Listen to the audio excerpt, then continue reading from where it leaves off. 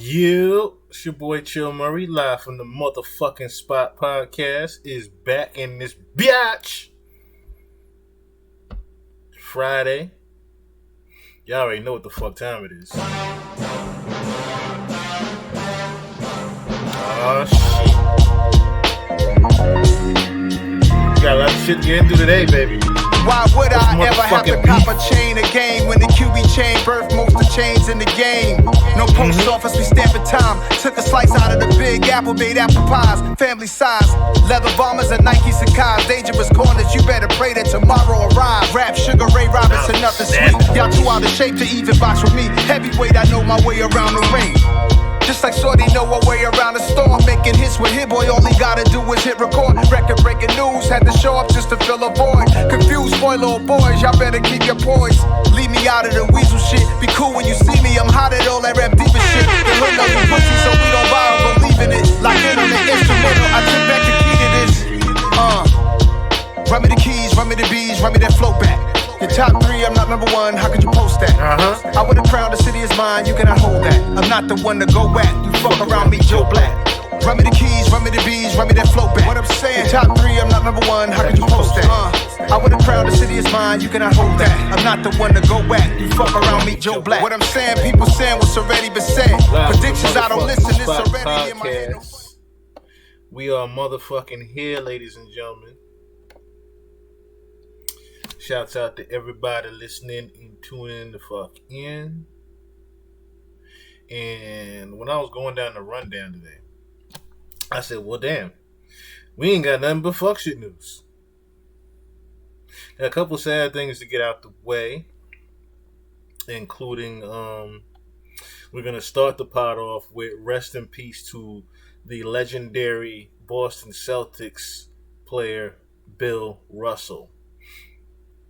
11 championship rings. I don't think anybody on the planet or in basketball is going to ever, and I mean ever, fill up Bill Russell's stats. Like I said, 11 championship rings, y'all. And I actually got something special for my YouTube and Twitch fans. Today, we are going to all look at Bill Russell's top 10 plays of his career.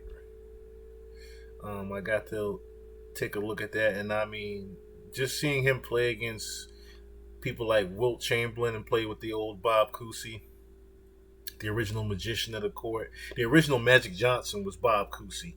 If y'all don't know. But, yeah, let's get into that real quick.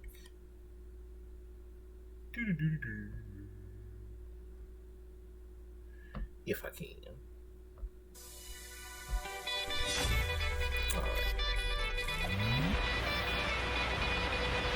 Russell covers an incredible area of the court. Doughboy was goody. What a block by Russell! What a block by Bill Russell on Chamberlain's gun. That's the ill part right He's there. a tremendous team ball player. Man blocked Wilt Chamberlain. That's great. Oh, look at Russell come down. Hey, what a play! You gonna get blocked like Bill Russell? Rings. Got more rings than he's got fingers. I know that's right, brother. Players. To me, Bill Russell is the most dominating individual that's ever played the game of basketball. The way you would walk out Yes, onto the Wilt court. was an absolute beast. So for Bill The Russell slow to be gait. The fact blocking that you him wore and the going up goatee, against which him, was a little bit unusual. which arguably the craziest thing is people put Bill Russell way above Wilt Chamberlain, Strikeout. and you can easily put them two right together. Very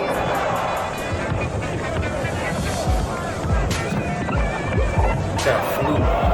And it's crazy how Bill Russell even played during a time where there was no 3-point line. The 3-point line wasn't even invented when Bill was out here busting ass going crazy.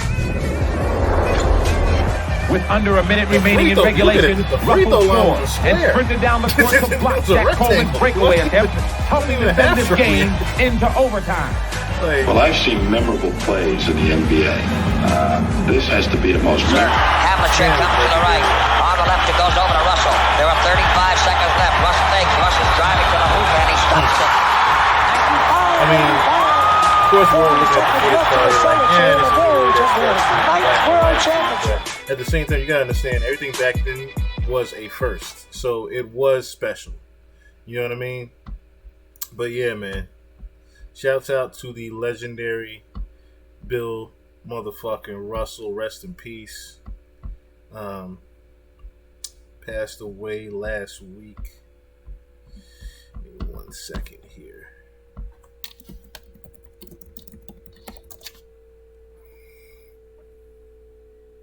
So I believe they just released this 4 days ago as well. His actual cause of death. So 11-time NBA champion and Presidential Medal of Freedom recipient Bill Russell died at the age of 88. Born in West Monroe, Louisiana, 1934, Bill won 2 NCAA championships at the University of San Francisco in April 1956. He was selected second overall by the St. Louis Hawks, now the Atlanta Hawks. Wow, it's crazy how far that goes back. In the NBA draft, he was traded to the Boston Celtics, and the rest was history. What happened to the basketball player and civil rights activist? So what was Bill's cause of death? In 1956, Bill served as a captain of the U.S. men's Olympic basketball team, leading them to victory at the Summer Olympics in Melbourne, Australia.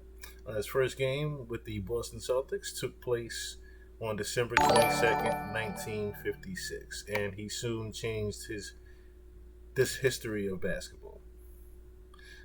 So let's see here.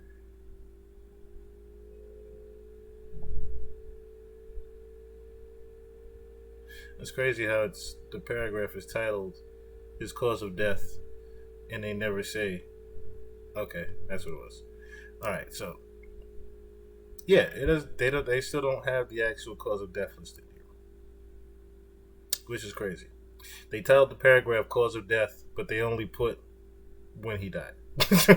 So, shout out to Distractify of all sites for putting false information of how someone died and did not actually showing how they died. But I do believe he died peacefully in his sleep. I do know he was battling some disease or another, and I mean, this is more a thing of natural causes. Like I said, Bill was 88. So, shouts out to his family. God bless to them and everyone. Huggies, what's going on, man? Invited me to show some support. Yeah, what's going on, my G? Appreciate that, though, boy. I appreciate you inviting Mr. Huggies in to check things out. Welcome to the Live from the Spot podcast, my brother. Hopefully, y'all stick around. Once again, rest in peace to legendary Bill Russell. But like I said, we got nothing but fuck news to get into today, unfortunately.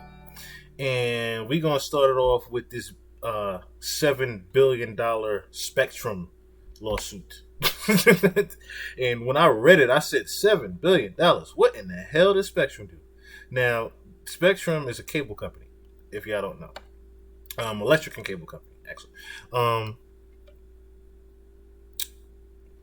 So, shocking breach of faith. Spectrum owes $7 billion in punitive damages for murder of a Texas customer. Earlier in June, a jury also said the cable company had to pay 90% of $375 million in compensatory damages to Thomas and her family. Dallas County jury found Charter Communications, which also operates as Spectrum, acted negligently in hiring a field technician who killed one of its customers. The company now owes billions of dollars in damages. The jury awarded $7 billion in punitive damages against Charter for systematic safety failures in connection to the 2019 murder of 83-year-old Betty Thomas by one of the technicians. Earlier in June, a jury also said Charter had to pay 90% of $375 million in compensatory damages to the family. During this June verdict, the jury found Charter liable for the robbery and stabbing death of Thomas by a company employee. In December 2019, officers arrested 43-year-old Roy Holden Jr., and he later pleaded guilty to murder and was sentenced to life in prison in April 2021. Life in prison. What would even possess you to even think that you could get away with something like this, and you are a cable technician, of all things? You're there to do a service. And if the man is 83 years old, here's my thing too, right? Because I do remember also when I was working for like Comcast and shit. I remember working for Comcast and being on just a customer service line with a gentleman that needed help with setting up his TV as well as his cable. And I walked him through everything from the TV setup to the actual cable setup. We was on the phone for about 3-4 hours. I mean, I didn't get in trouble for it because Comcast liked what I did. It's called white glove service, white glove customer service. That's what I gave. So for a cable technician to go in and even remotely think that he could get away with something like this, even if you have a vendetta, the 83-year-old's being irate, this, that, and third, giving you trouble, I say to myself, why is that even a reason to kill someone? And you are on a job. You're making more money than probably anybody in that home to come put their cable in. What would even possess you to think that that was good? So they're saying this was a shocking breach of faith by a company that sends workers inside millions of homes every year. Hamilton Wingo trial lawyer Chris Hamilton said the jury in this case was thoughtful and attentive to the evidence. This verdict justly reflects the extensive evidence regarding the nature of the harm caused by Charter Spectrum's gross negligence and reckless misconduct. For the safety of the American public, we can only hope that Charter Spectrum and its shareholders are listening. And then it just goes into the case a little bit more. I mean, if you guys want to read it, WFAA.com definitely has it. Or just put $7 billion Spectrum lawsuit in, and you will definitely see the information. But yeah. So, Spectrum had to pay several billion. I mean, they got it. They have it. What is Spectrum's net worth? What are they net worth? Where's their net worth?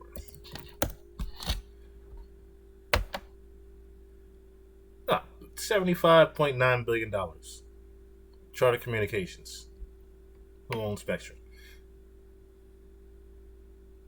Spectrum, the country's fourth largest cable operator, has an estimated net worth of $117 billion is their net worth. They can afford $7 billion. They can afford 7 off that 117. Damn it, they can definitely afford to give a family that. But rest in peace to the gentleman and condolences to the family.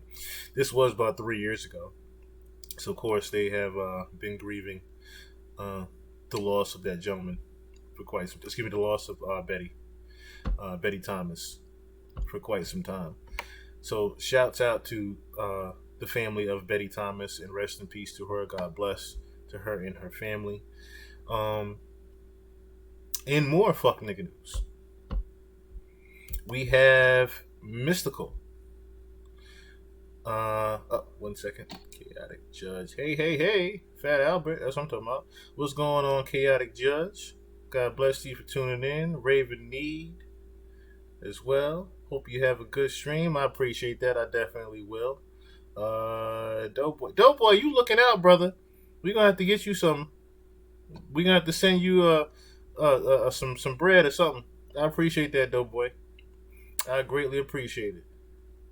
And so shout out to Steel Rain also tuning in right now. Let's get into it real quick. Mystikal is back in fuck nigga news. So grim details have emerged surrounding the alleged rape of a woman that Mystikal has been arrested for. which, if y'all don't know, it looks like just last Tuesday, Mr. Mystical was, this past Tuesday, he was arrested for rape. According to a report published by The Advocate on Tuesday, August 2nd, Mystical, born Michael Tyler, is accused of assaulting the alleged victim following a dispute over money. Now, see, when I read that, playing devil's advocate, I say to myself, I kind of feel for Mystical. Because when I'm seeing an argument over money take place, I'm saying to myself, okay, if I'm on the other side of this fence from Mystical, and I'm arguing with him over money, the biggest leverage I have over him is his rape case. And if I am to scream rape, depending upon how the situation looks, you can get away with screaming rape on Mystical. Why?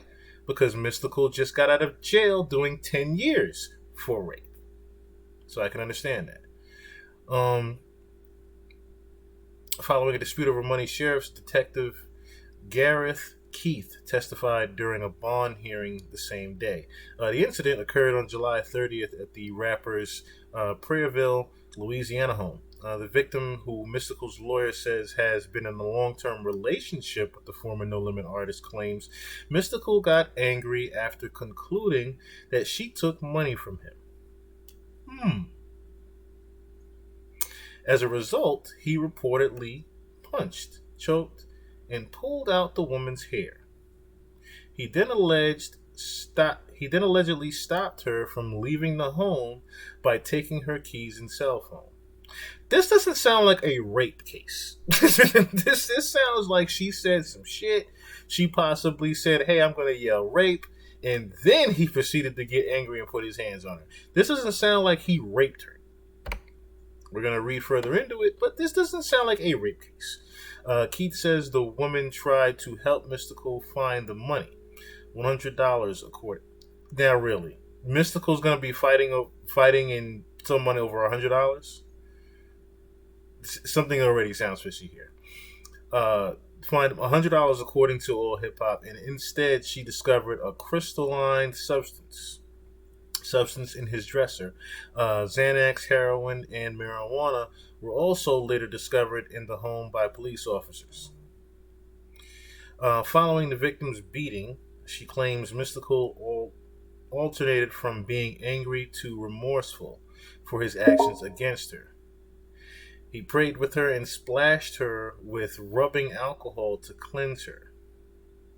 Bad spirits, before forcing her onto a bed and raping her. This doesn't sound right. This really doesn't sound right. So he's going to force you out the home after arguing with you over $100, which Mystical does not need. And he then became remorseful and said, oh, I'm sorry, baby. And then threw rubbing alcohol in your face? After leaving the home, the victim went to a local hospital where a rape kit was administered. Medical staff found that her injuries were consistent with her rape claims. Detectives also found clumps of the woman's hair and a broken fingernail at Mystical's home. Mystical was arrested on July 31st and initially charged with 2 misdemeanors. Simple criminal damage to property and false imprisonment. He was also charged with 3 more felonies, including domestic abuse, battery by strangulation, simple robbery, and first-degree rape. Excuse me. Judge denied the rapper's bond on Tuesday. Mystical now faces an additional 5 drug charges, including possession of Schedule 2 amphetamine, possession of Schedule 4 controlled dangerous substance, 2 counts of possession of Schedule 1 controlled dangerous substance, and drug paraphernalia, police records show after deputies searched his home. Mystical's attorney, Roy Magan, Jr., maintains his client is innocent. There has never been any suggestion of domestic violence between them. Morgan told reporters following the bond hearing. We are extremely disappointed that the judge decided to hold Mr. Tyler without bond under the feeling that he could be potentially doing something else to the victim. And I don't think that's in Mr. Tyler to do that. So I hate when this happens. I really do. Because Mystikal was very quiet.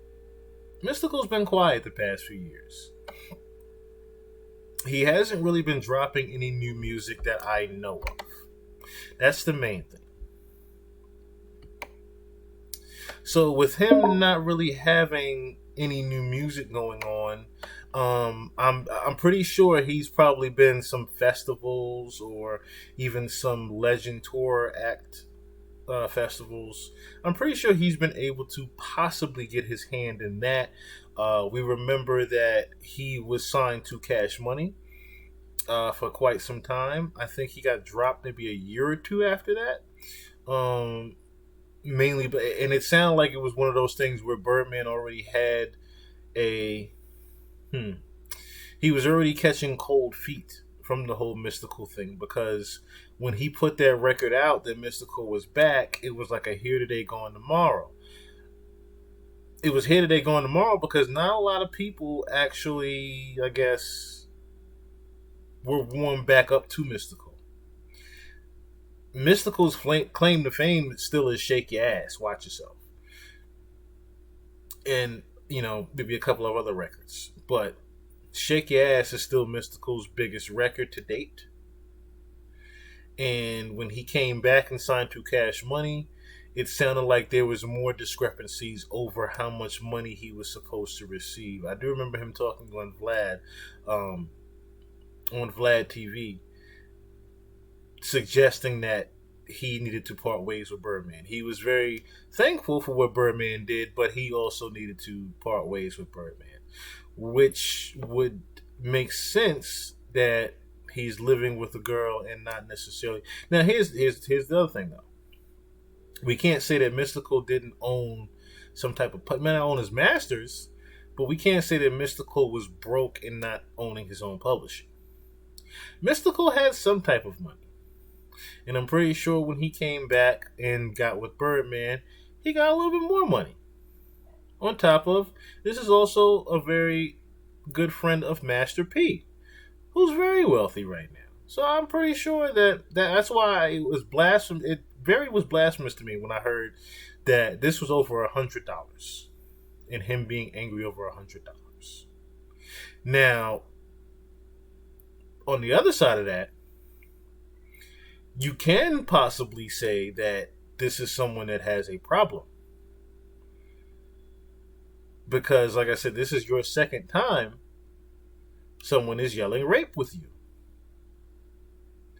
Now, like I said before, it's easy to cry wolf when the wolf has been there before.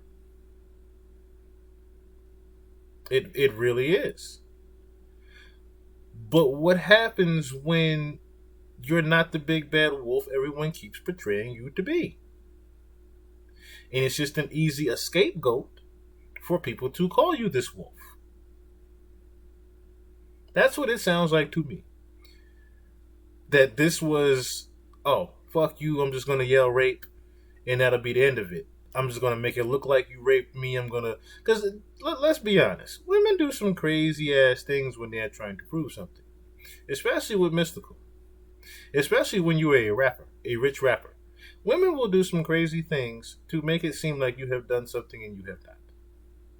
In the case of Mystikal, who also was, incarcerated for rape before, but there was no real hard evidence that he did anything. It was just one of those This is just one of those situations where it could be the same thing. This is a he say, she say, and what she say is gonna win over his word. So I'm gonna say God bless to both of them, the young lady as well as Mystikal, because this could, like I said, just be very well a situation to where Mystical is being framed because he's went to jail for rape before. That's what this sounds like to me. I'm just being honest here. This doesn't sound like he really raped this young woman, especially when you're reading things like this was over $100 and he tried to kick you out the house. He got you. He was kicking your ass out the house. You really think he gonna try to warm back up to you and then rape you afterwards? That don't even make sense. that part really don't make sense. It sounds like you said, "Fuck him. I'm just gonna get him for rape, and then I'm not gonna." It sounds like Shorty legitimately took that money and to keep the money, blackmail him with the rape shit. That's what this sounds like, to be honest. And if I'm Mystical, yeah, I'm gonna be a little bit upset about that shit. I'm going to be real upset about this shit. Now, I'm not going to put my hands on the young lady. That's another thing. I think Mystical will be smart enough to know that you're in a situation to where... And see, that's another thing, too, you have to understand. From what the lawyer said, they've never had suggestive domestic violence altercations to begin with. So this is someone that very well knows Mystical, knows his situation, and knew about the case that he dealt with in the past, and said, hey, I'm going to use this against you. I know how to get you convicted, and I'm going to use this against you. Because guess what? Being that you've been called out for rape before and found guilty of it, I can pretty much say what the fuck I want to say, and because of your past, they're going to believe it. At least 90% of it. Like I said, the story just didn't add up. It really didn't. But shouts out to, like I said, Mystical. God bless to the young brother. And God bless to the alleged victim of this raping. Because if she was telling the truth, like I said, I have to say God bless to her. Because that's another thing too. Rape is a very sensitive thing. It's a very sensitive thing. To play on the other side of the fence on this, you know, there's been many women that have been raped over the years and been afraid to speak on it.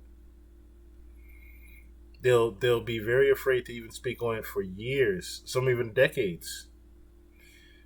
Because they are nervous of what could be the consequences. They're nervous of judgment.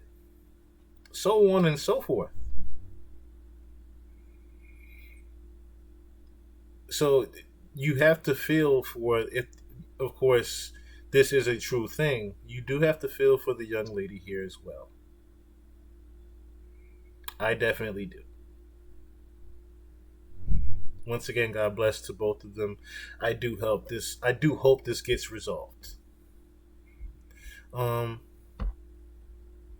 Moving right along. Now, this was real fuck news because I was quite surprised reading this, especially when you know the actual situation. Now, I heard that they're trying to do a trade-off, because this is definitely a situation where she is a political prisoner. And I'm talking about WNBA star Brittney Griner.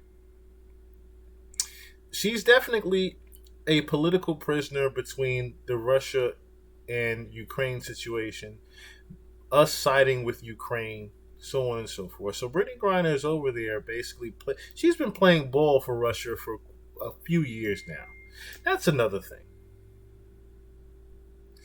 And it's pretty crazy that people are very vindictive this way. To say, okay, we're going to get her for whatever we can right now. Regardless of what it is. And we're going to throw the fucking book at her. And we're going to hold her. Until you guys agree to meet with our demands. That's what this sounds like. So American women's basketball star Brittney Griner was convicted of deliberately smuggling drugs into Russia.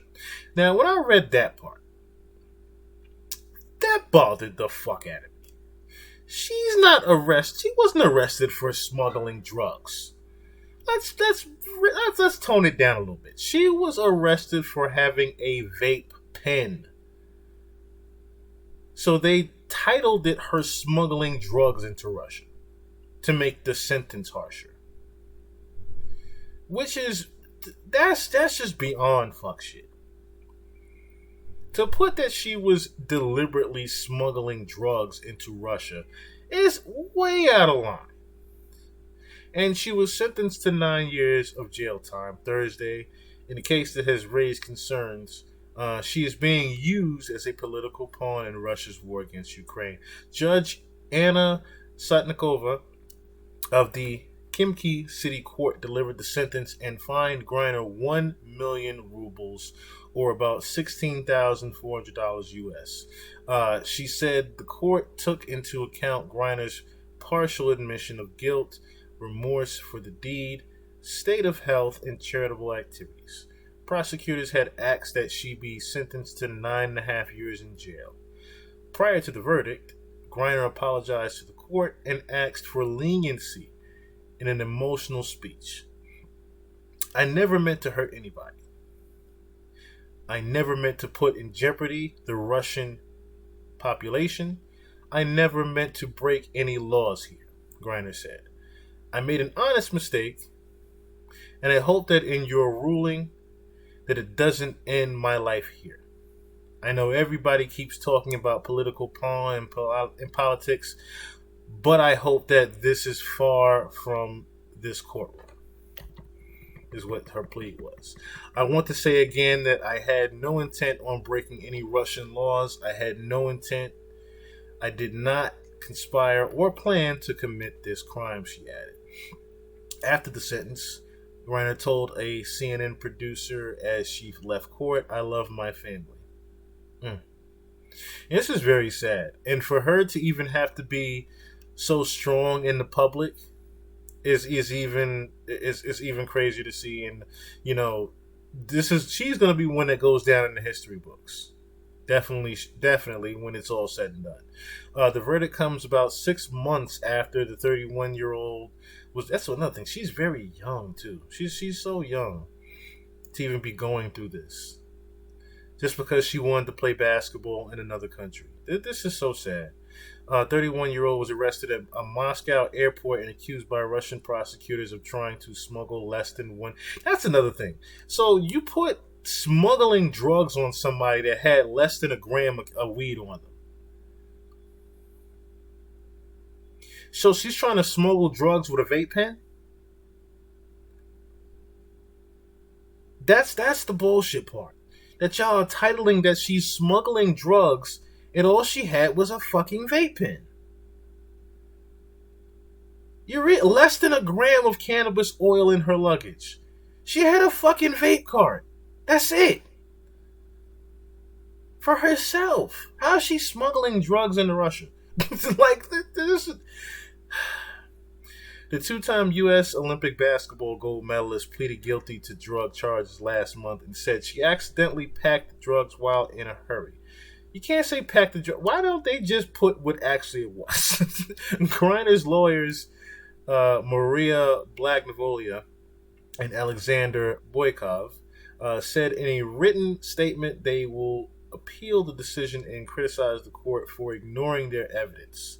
They have 10 days to appeal. We are very disappointed by the verdict. As legal professionals, we believe that the court should be fair to everyone regardless of nationality. The court completely ignored all the evidence of the defense.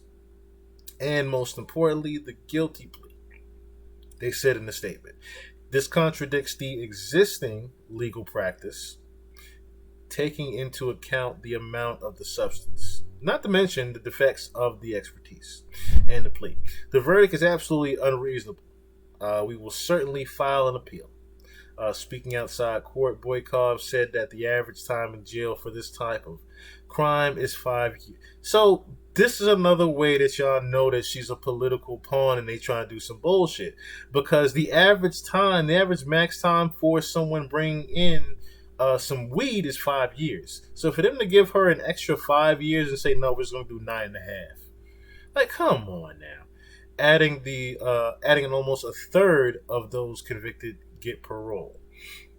So she's hopefully. No, let's hope that too. Let's hope that she does get some type of time served with the 6 months, and they lower that down with an appeal to say maybe 2 or 3 years. Good behavior. She'll come home in a year, maybe a year and a half, with parole for the rest of the sentencing. Griner is not doing fine today, said her lawyer. Partner at Rybulkin, Gortsunyan, Dyakin, and Partners Law Firm. The defense team is hopeful that Griner will be able to talk to her family next week. That is so sad. Added that Griner will return to the detention center where she is being held.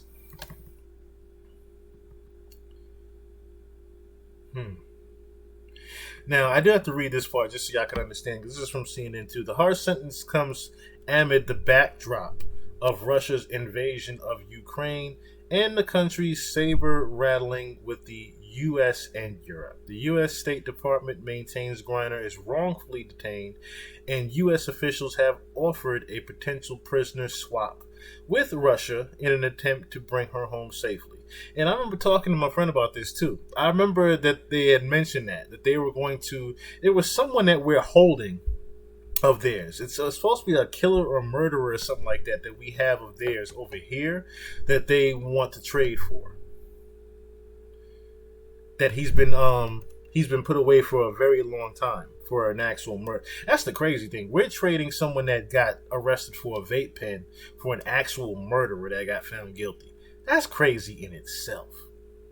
The U.S. State Department maintains Griner as wrongfully detained, and the U.S. officials have offered a potential prisoner swap with Russia in an attempt to bring her home safely. Charged affairs of the U.S. Embassy in Russia, Elizabeth Rood, said the sentence was a miscarriage of justice, and U.S. President Joe Biden said the lengthy sentence was unacceptable. Today, American citizen Brittany Griner received a prison sentence that is one more reminder of what the world already knew. Russia is wrongfully detaining Brittany. It's unacceptable, and I call on Russia to release her immediately so she can be with her wife, loved ones, friends, and teammates, Biden said in a statement. Secretary of State Antony Blinken criticized the Russian legal system more broadly, saying the sentence puts a spotlight on our significant concerns with Russia's legal system and the Russian government's use of wrongful detentions to advance its own agenda, using individuals as political pawns.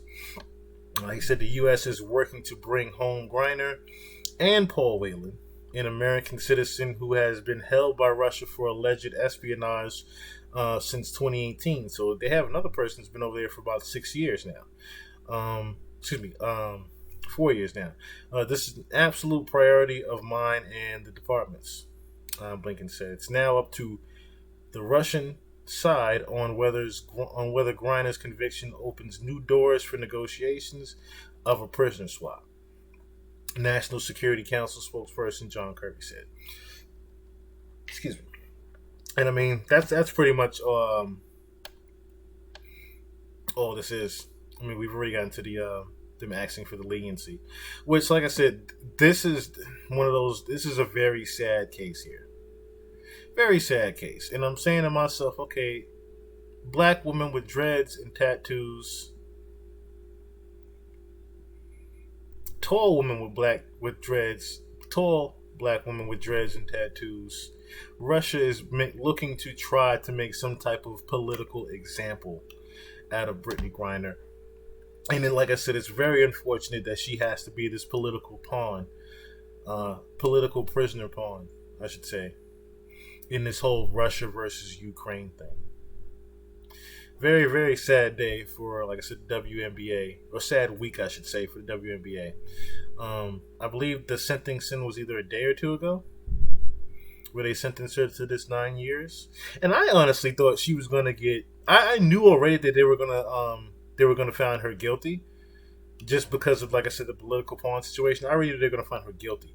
I didn't know that they were gonna be that harsh with 9 fucking years, and then throwing the drug smuggling adjective on top of it. That's a little bit harsh. Not even a little bit. That's a lot. That's very fucking harsh to do. To make it seem like she was smuggling drugs into the country. So God bless to Brittany Griner, her wife, and her family and children, because this is a travesty, and I do hope that we get something done for Brittany Griner. I'm honestly like LeBron with this situation. Not that I hold America accountable. I hold the system accountable. You have to hold the system accountable for a situation like this. My opinion on it would be that Brittany should have been somewhat aware of the Ukraine-Russia situation and just said, I'm not going to play ball for y'all this year. Now, there also could have been something in contract where she couldn't. I'm not too familiar on that, I'll be honest with you. We'll get into that as more of this happens. I might pull that up on the next podcast of how long and what the details are with her playing for Russia. Because to my knowledge, that this is a summer league that she goes and plays for every year. And she just so happened to have her vape pen in her bag. Like I said, for her to have such big contributions to playing for Russia, her having a vape pen in her bag should have been let go. They could have easily confiscated the fucking pen at the gate and said, you can't take this on the plane with you. I understand. Brittany could have easily said, hey, I understand. You can take that, this, that, and the third. But of course, like I said, with the entire situation going on with Russia and Ukraine and us versus them, like I said, it's a very unfortunate situation that is happening here. So God bless to her and her family. Moving on to more fuck news. Like I said, this is why it's titled What's Beef? Because it's a lot of shit happening here. Yes, very outlandish. Very, very outlandish. I really don't, like I said, I didn't understand why she even got arrested for a vape pen of all things. Who's in here? TJ Killer Artist. What's going on, TJ? Shouts out to you. First time coming up in here. I appreciate you, man. Dope work. We're gonna find more people to help. I hope you have a great stream. See you at the Higher Nation 5 p.m. Oh, okay. Yeah. We're gonna tune into that at 5 p.m. If we, was it 4:30 now? Okay, yeah. So yeah, this should be over by. Moving right along, Neo is in fuck nigga news this week. No, we might retitle it from What's Beef to FNF. We might tell it to FNF this podcast. Neo's wife Crystal Renee files for divorce. Claims he had a baby with another woman. Now, reports came earlier, I think not earlier, I want to say late last week, that he was cheating. And we found out from Crystal Renee's post on Instagram. So her post said 8 years of lies and deception.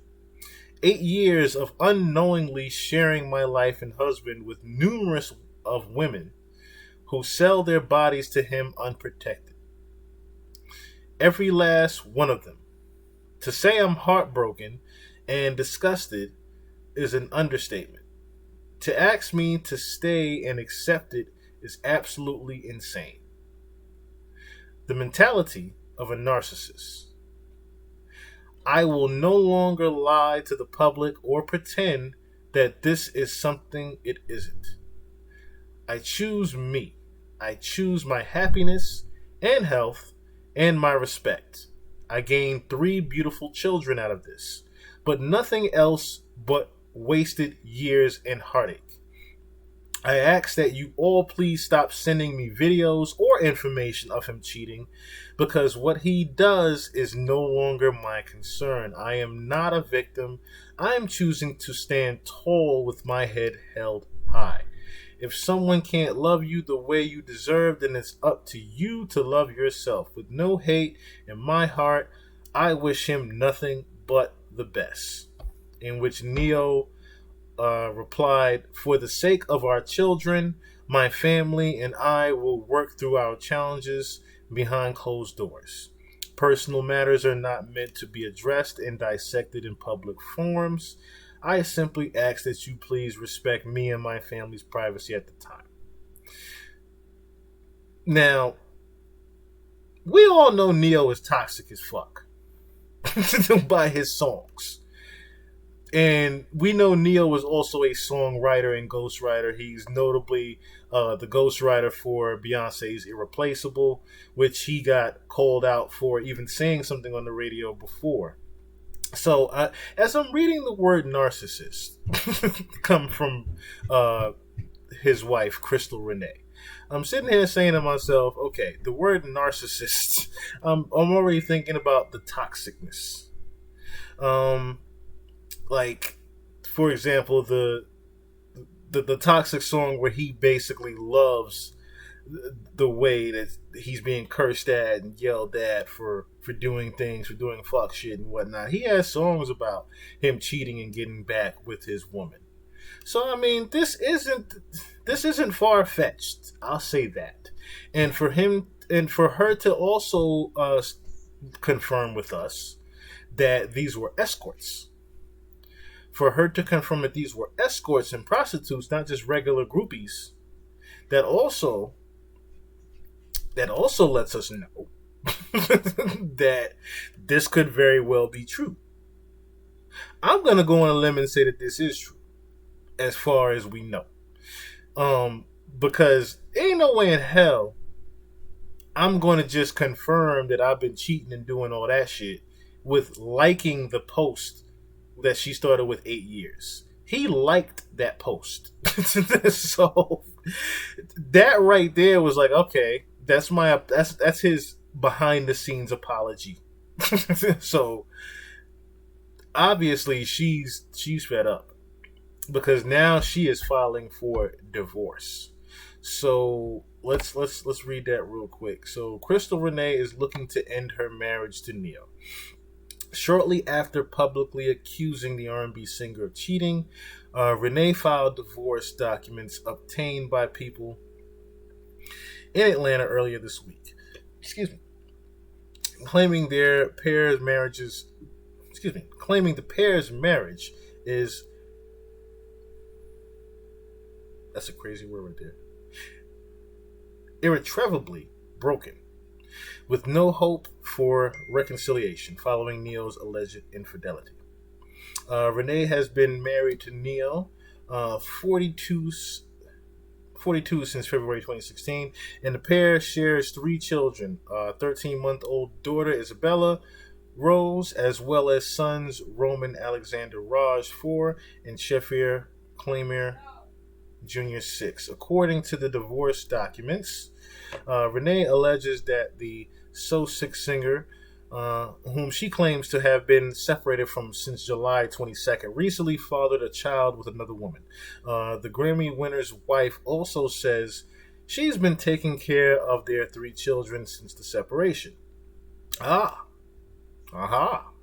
And she's seeking primary physical custody and joint legal custody, as well as child support and alimony. Representatives for both Neo and Renee did not immediately respond to people's requests for comment. Let's see here. So on July 30th, Renee shared a post on Instagram, which we all read about the 8 years. And that's really all this goes into from People Magazine. So, of course, this is something, like I said, that is breaking news. It's not really anything that's... it's still a lot that's going on. So, I'm going to say God bless to Neo and his family. But like I said, this isn't something that sounds far-fetched as far as that goes. I do think that divorce is going to happen, unfortunately. And I do hope... Now, see, here's another thing, too, right? This is why niggas say, don't cheat. Just simply don't cheat. Just simply don't cheat. Because you stand a chance of getting fucking caught. Especially since you have escorts. Now, him being found in pictures, that speaks volumes to me, because now it's saying to me, who gave her the pictures? Who sent those pictures out? Who took those photos? Who had the blackmail photos? And if they're escorts, the main thing you have to say to yourself is, okay, if these are escorts, this is definitely blackmail. He owed some money to them escorts that he didn't want to pay.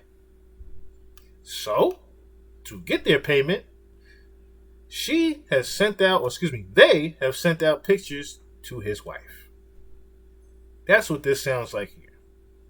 Because how else would she have gotten those pictures or video footages sent to her? Unless these escorts were owed some type of money that he was not willing to pay. But, like I said, this is the one reason why you just don't fucking cheat. You're just not supposed to cheat. And I can't wait till I get into a nigga like Neo's situation to show you niggas how it's done. Because being faithful is very fucking easy. Yes, it requires some type of porn, but it's very fucking easy to be faithful. It really is. You don't have to. Put it like this. You can look but not touch. You know how they say in stores? You look but don't touch. You might like a pair of jeans. You might like a new t-shirt. You might like some sneakers even on the wall. Feel it a little bit. You don't touch that motherfucker. If you ain't gonna buy it, if you ain't gonna take it home, you ain't gonna do nothing with it, don't you touch it. That's it. It is not hard to be faithful out here. And 8 years of marriage, Neo, you ought to be ashamed of your damn self. You ought to be ashamed of yourself. And then I'm looking at his woman. His woman is not ain't in the sneeze at. It's like, she bad. She bad. I don't understand, Neo. See, that's the thing. You seen one thick ass, you seen them all. But you ain't gotta have them all. You ain't gotta have them all. That's ego. That's motherfucking ego. And I understand the respect my privacy part. I understand you asking people to respect your privacy. If you want people to respect your privacy, Neo, don't go liking her post. You liked her post. So now everybody that sees shit that you like is gonna read that. That's how social media works, Neo. In case you haven't realized. Yes, we would like to respect the privacy of this situation, but let's be honest. A woman saying 8 years of lies and deception, she done had it, brother. She done had it. It ain't a thing where we can respect the privacy. This shit is out. And it's going to continue to be out. Her filing divorce. We found that out quick as shit as soon as she filed it. as soon as she did it, we found that out. So I'm going to say shouts out to them and prayers to them that their situation goes okay and that this divorce is clean. It's not nothing ugly. Too ugly, I should say, in the public, because it's already gotten ugly. And then, of course, we're talking about them sharing 3 children. You know, you have to say God bless to the situation for the sake of the children.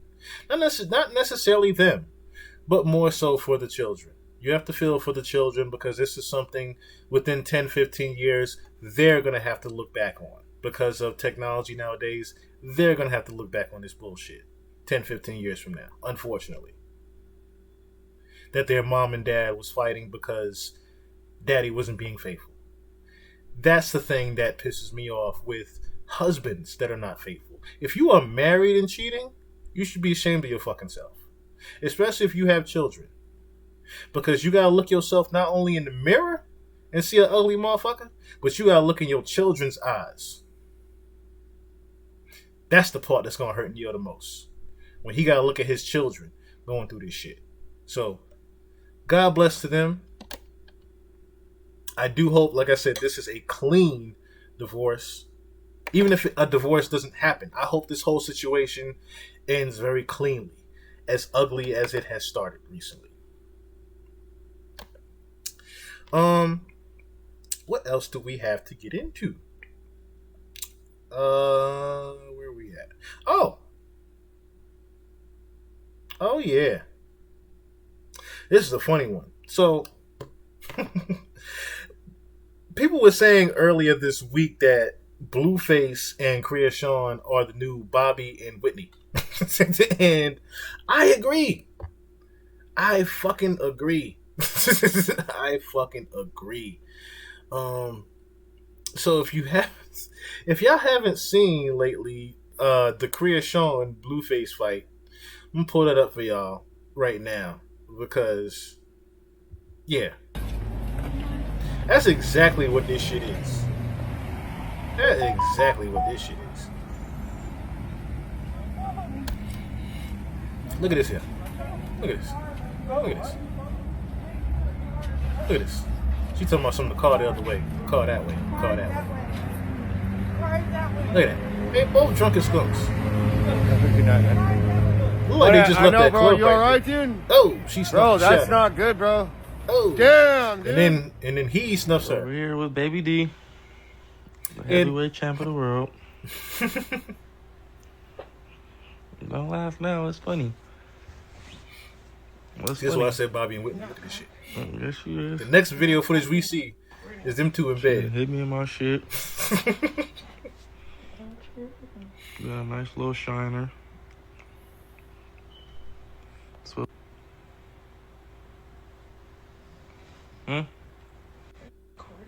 because you're not saying nothing. That's the only way I can get you to talk. Look at that. This is a situation where she is tired of that camera. And he is starting to notice toxicity. He's starting to notice this toxicity. Because that's some toxic shit. That really is them two. Fuck alone. Fuck it, 100,000. Look at that. You viral now, cuz. Come on. You talking about $100,000 you can leave. I'll give you $100,000 to leave. What? You wanna beat me up in public and shit, so what's up? What will it take for us to end this nice and pleasant? It's not pleasant. Yeah. 100,000 is pretty pleasant. $100,000. He's trying to get rid of it. He said, "I'll pay you $100,000. Leave my house right now." It's not gonna do anything. Yes, it is. You're gonna be set up. You're gonna get you. Huh? What you want?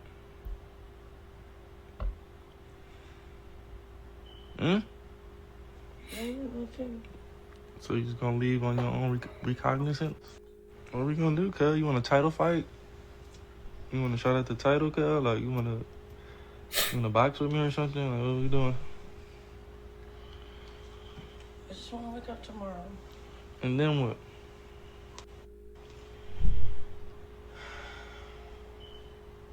I taking it as a joke. It's not funny. Nobody's laughing. We're gonna wake up tomorrow and then what? Wake up tomorrow and then what? Now, see, when I see shit like this, I say to myself, this is a woman that... So what you gonna do? Real quick, let me just pause it real quick. So, my thing is, you crazy for the man. Yeah, we get that. You done tattoo his face on your throat. you done replace one of your teeth with his face. We get it. You're crazy about Blueface. We get it. However, it seems that Blueface is not too crazy about you. Now, I say that after seeing, of course, we've all seen him fighting his family over this bullshit. But let's be honest, Blueface is not all there. And let me also say that he's very young. So let me not even say not all there as much as he's young. Won't get into all his other business that he does as far as, and other things. I mean, we see what the bed sheets are. Like I said, we won't get into that part of it, right? But I will say that I agree with some of the women saying that Kreayshawn is the one that has the pressure. She's the one that actually holds the key to this. She can easily just go away, or should I say walk away from him, and have him chasing her, not the other way around. I get why he's offering her $100,000, because if this is someone that is that crazy, obviously she's in his house. He doesn't want any of his shit to get broken up. He also doesn't want to go through any more violent situations with her. But I can definitely tell you right now, we are not seeing the end of this.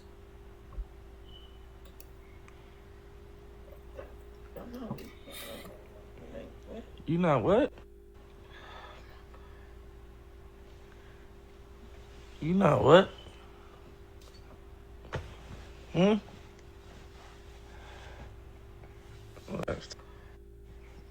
Rocky Balboa. Rock. We got Rocky Balboa in this motherfucker, cuz. Look at her. Just a fighting motherfucker. All your life you had to fight, huh? He stopped being. You loves Harpo, but you killed him dead before you let him beat you. Okay. Hey, y'all shut the fuck up. Y'all don't know this whore. I don't know her. Okay.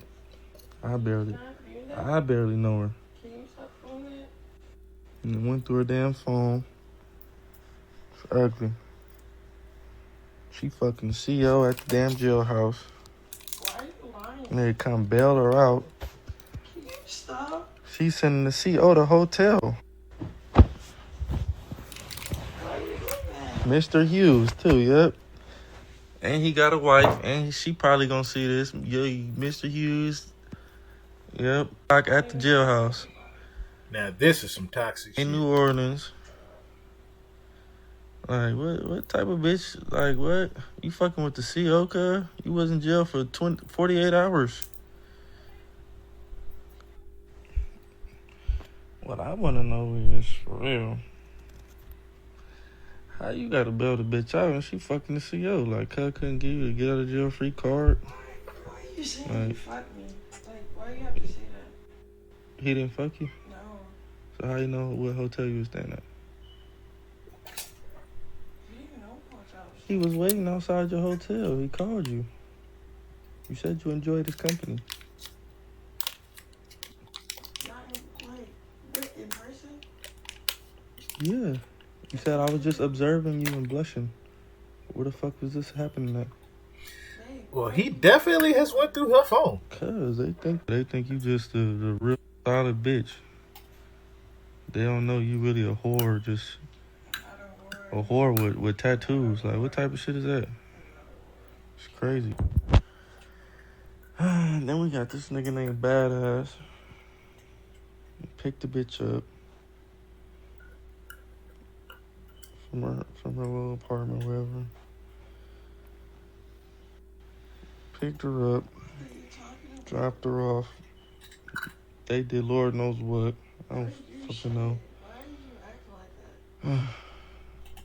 Who else we got? We got Terry sending him his whole fucking dick. Whole video of this nigga's dick. Then we got Jarvis. While she was out on tour with Baddies, Jarvis talking about some stay 2 more days. I need to smack she talking about, I'm on tour. Damn. I can't, I gotta go, I'm on tour. He talking about, let me be your bodyguard. Probably some See buff shit nigga like that. that she like.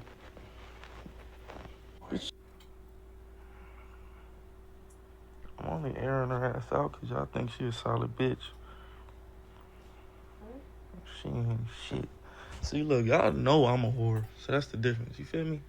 So it's like she know I'm a whore, y'all know I'm a whore. So at least you owning it, and that's why I said this is what not you get. the end of it. It's different when you think somebody's not a whore, or like that's like somebody playing like they're the toughest, most gangsters dude in the world, and then you find out that they're really a bitch on the inside. You feel me? It's more disappointing than if you just already know they're a bitch, or if you already just know they tough. That's why I'm doing her like this, cause she really had a nigga fooled.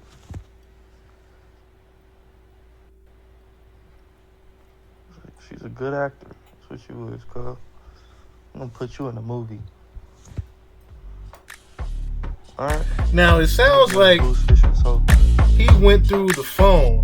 It sounds like he went through the phone after the fact, right?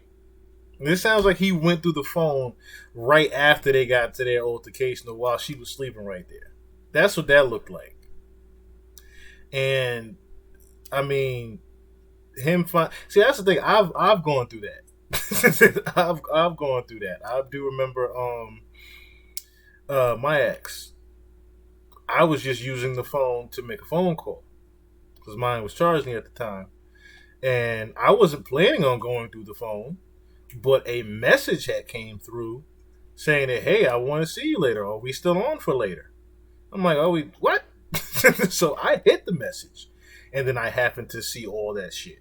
So I know what Blueface is going through when he's going through the phone and seeing messages from people and shit like that. I feel for Blueface with that.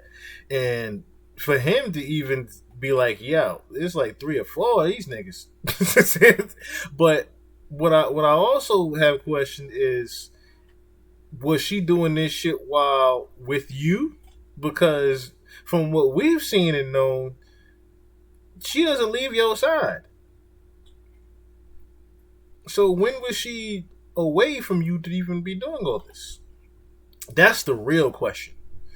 So for him to say he's disappointed that she's a whore and doing all this other shit, and him finding different things about her cheating and whatnot, I'm asking myself, when the fuck does she have time to fuck 4 other people other than Blueface?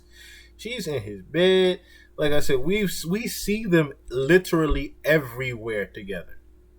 And for someone to be that crazy about you and tattooing your face on their throat, like I said, I'm sitting here saying to myself, when did she even have the time to fuck 4 other people?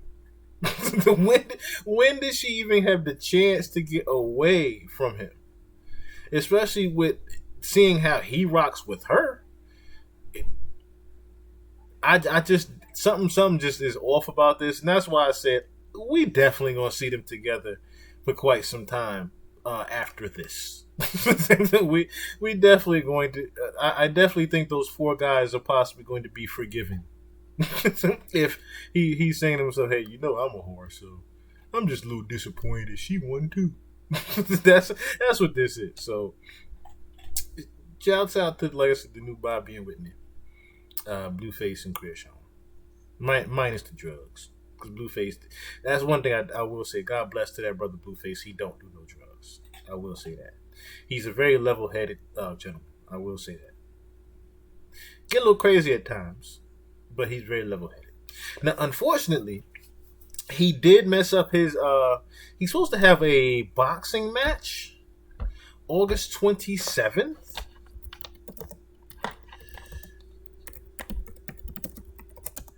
I was supposed to pull that part up. Yeah, FaZe. Yeah, he's supposed to fight FaZe Temper August 27th.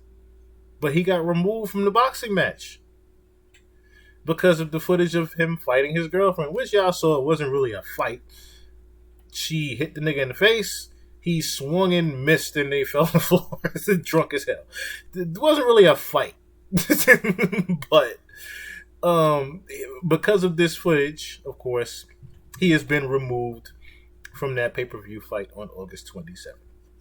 So he has also fucked up his bag for a fight.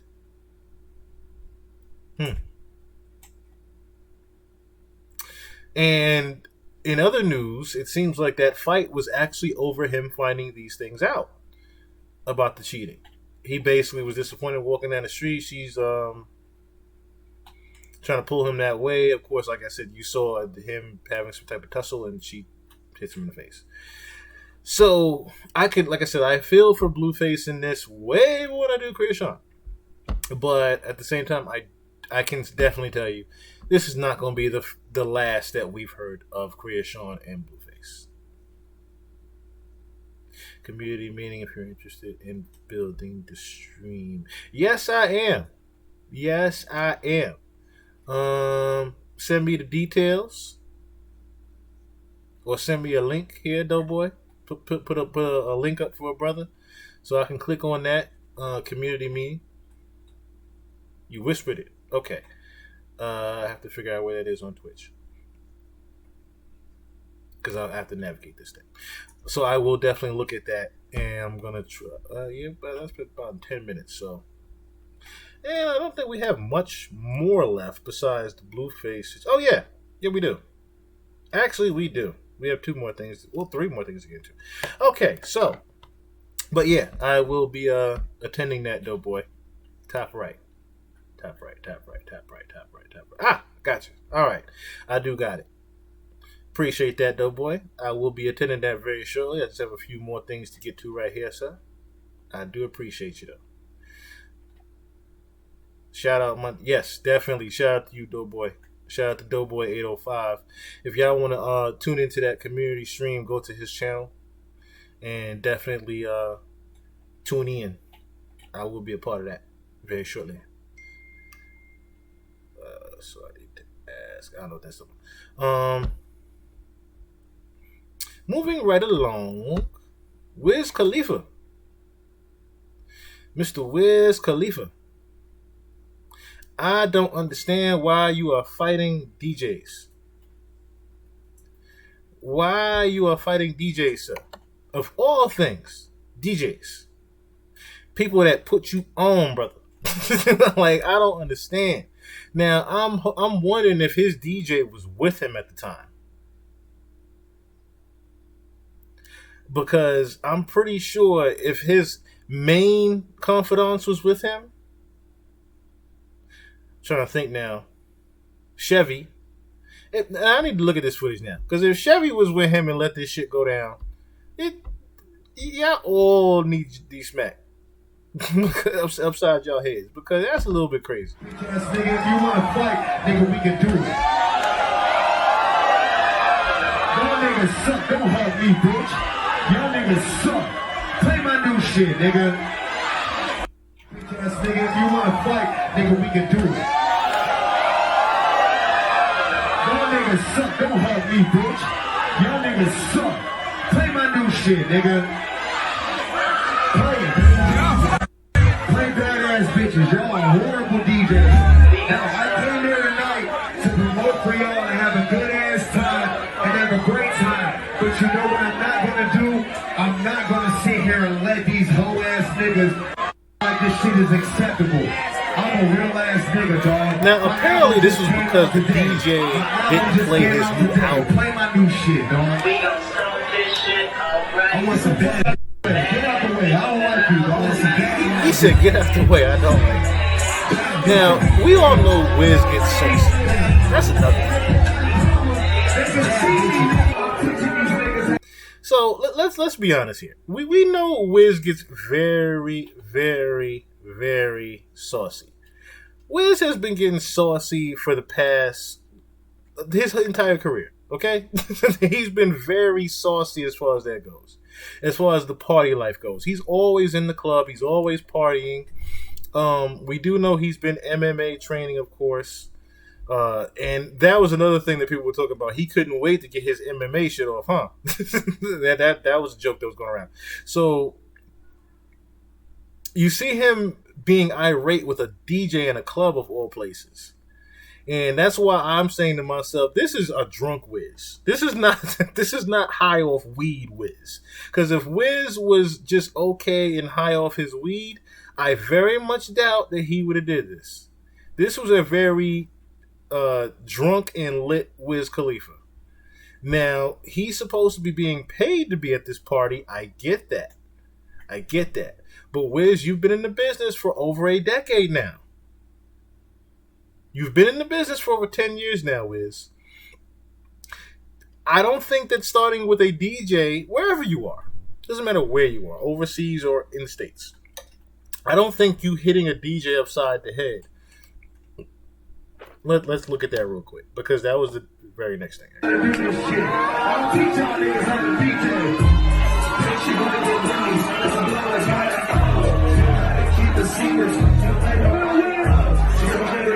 Knocks his head off. And like I said, of course, it's not like a smack upside the head or nothing like that. He just lightly tapped his hat off or whatever. And that could have been... Now, I'm asking myself, too, was this some type of promo? Because the name of the album is called Multiverse. So now I'm wondering to myself, was Wiz trying to play into some aggressive character while he was doing this because the album is named Multiverse? Like, that's what I'm wondering. So, him just being all of a sudden start yelling and screaming at the DJ because he's not playing his new records. It's kind of, like I said, it's not. You can say it's clout chasing, but you can also say this is good advertising. Because let's be honest, Wiz Khalifa's last, I want to say 3 or 4 projects, even Rolling Papers 2, was not highly popular to the masses. To his cult fan base, yes, it was very popular. But as far as to the masses, it was not that popular, Rolling Papers 2, which is something that should have been. Now, I did get a chance to listen to Rolling Papers 2, and the main thing that you have to understand that the reason why Rolling Papers 2 was not special, number one, it was a shit ton of features. So I get it. You're trying to show your establishment in the industry that you've gotten a lot of industry friends and connections along the way. However, you have to understand that that was also a hindrance to that, because that took away the specialness of the album. Him having a slew of features on that Rolling Papers 2 took away from the special uniqueness of the album, because it made it look like a regular mixtape. Somebody name me the single of Rolling Papers 2.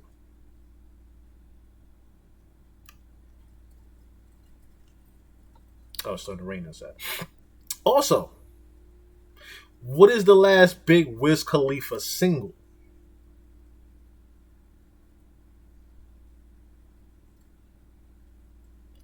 So, like I said, that right there spoke volumes to me as far as, obviously, he's trying to promote this album.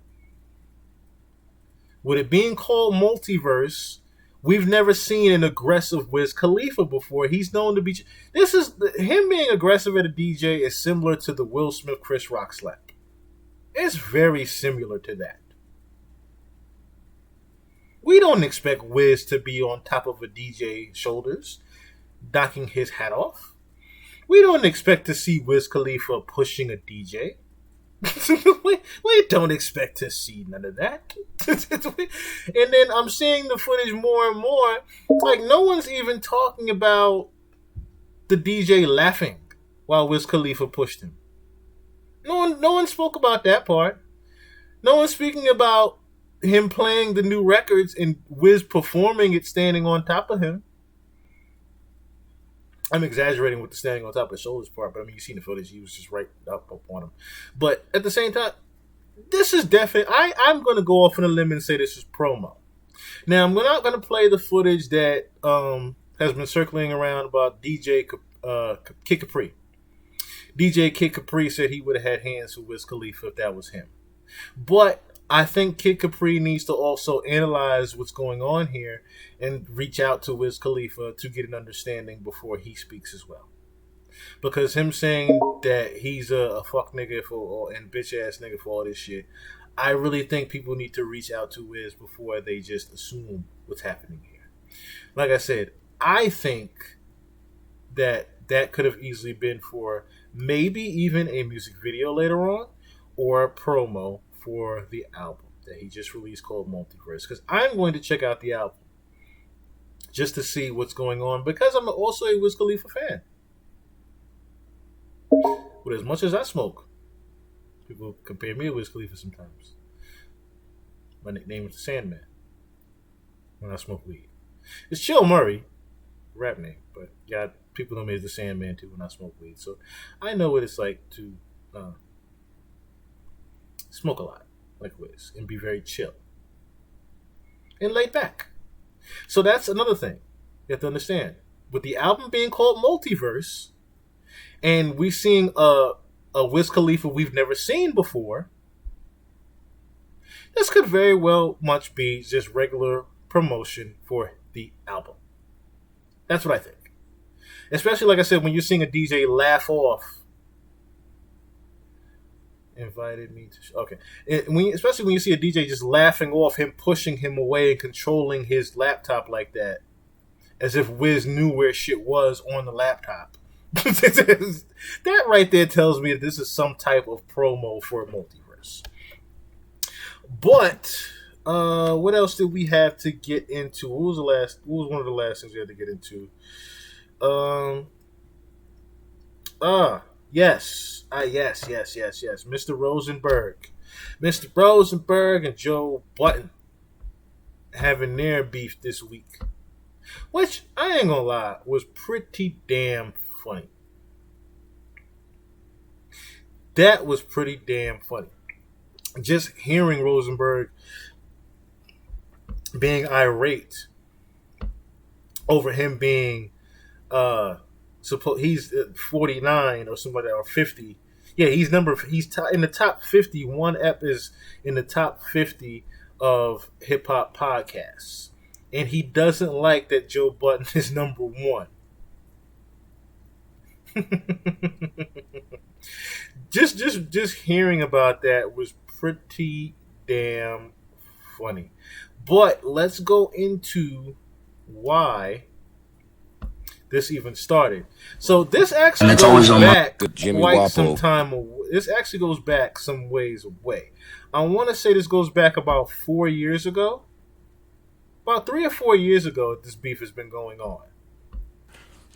Some people, you can just tell the difference when some people are really going through some shit and just faking the funk. Not too long ago, Bow Wow reached out to me to do an interview here. This was a few months ago. This was before his Breakfast Club interview.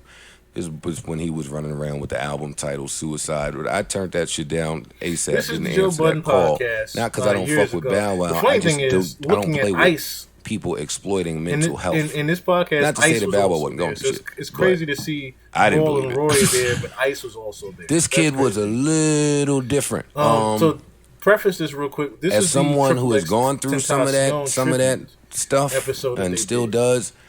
This is how far you looked at this kid, and for me, I immediately said, Joe Budden and Peter Rosenberg. "Oh, he'll end it. He'll do it." And I started to speak to act in a different manner regarding this young man. So when his album came out, I bought it. And to my surprise, it was really good. He was diverse. He was doing a lot more than just rapping, and all of the content was pretty heavy and pretty serious. And even after all of the fuck shit that this kid did, his album came out and he sold a lot of records. Which, shit, I was on vacation at the time with my girl, and her and I was both on the balcony crying listening to this album, because we both are into that mental health shit like that. She's lost somebody. I've gone through it.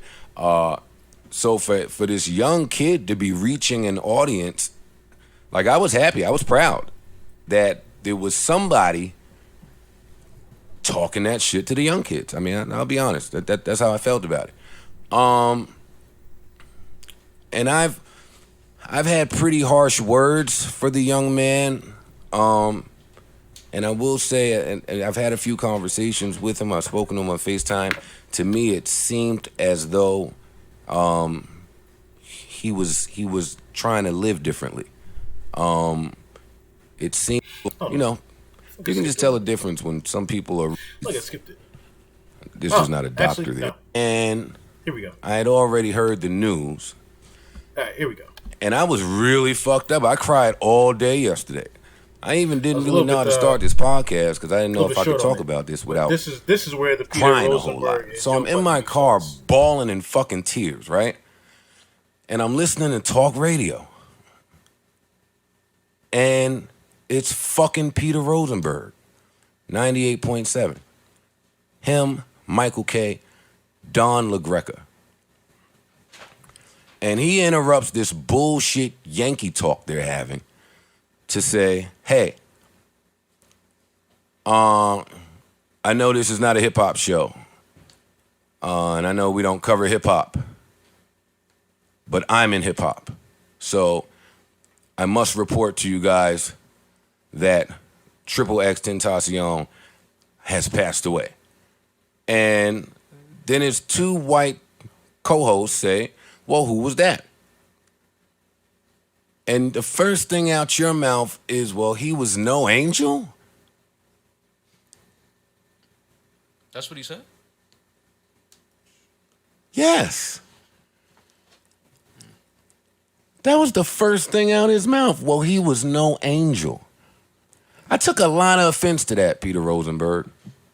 I was going to come in here and really tear you a new asshole, but that's not what's needed right now. So let me tell you why I take offense to that. And, you know, but before I even get into that, I went, because I was crying when I heard you say that dumb shit and I was mad. And then I got home and I saw a whole lot of people echoing that sentiment.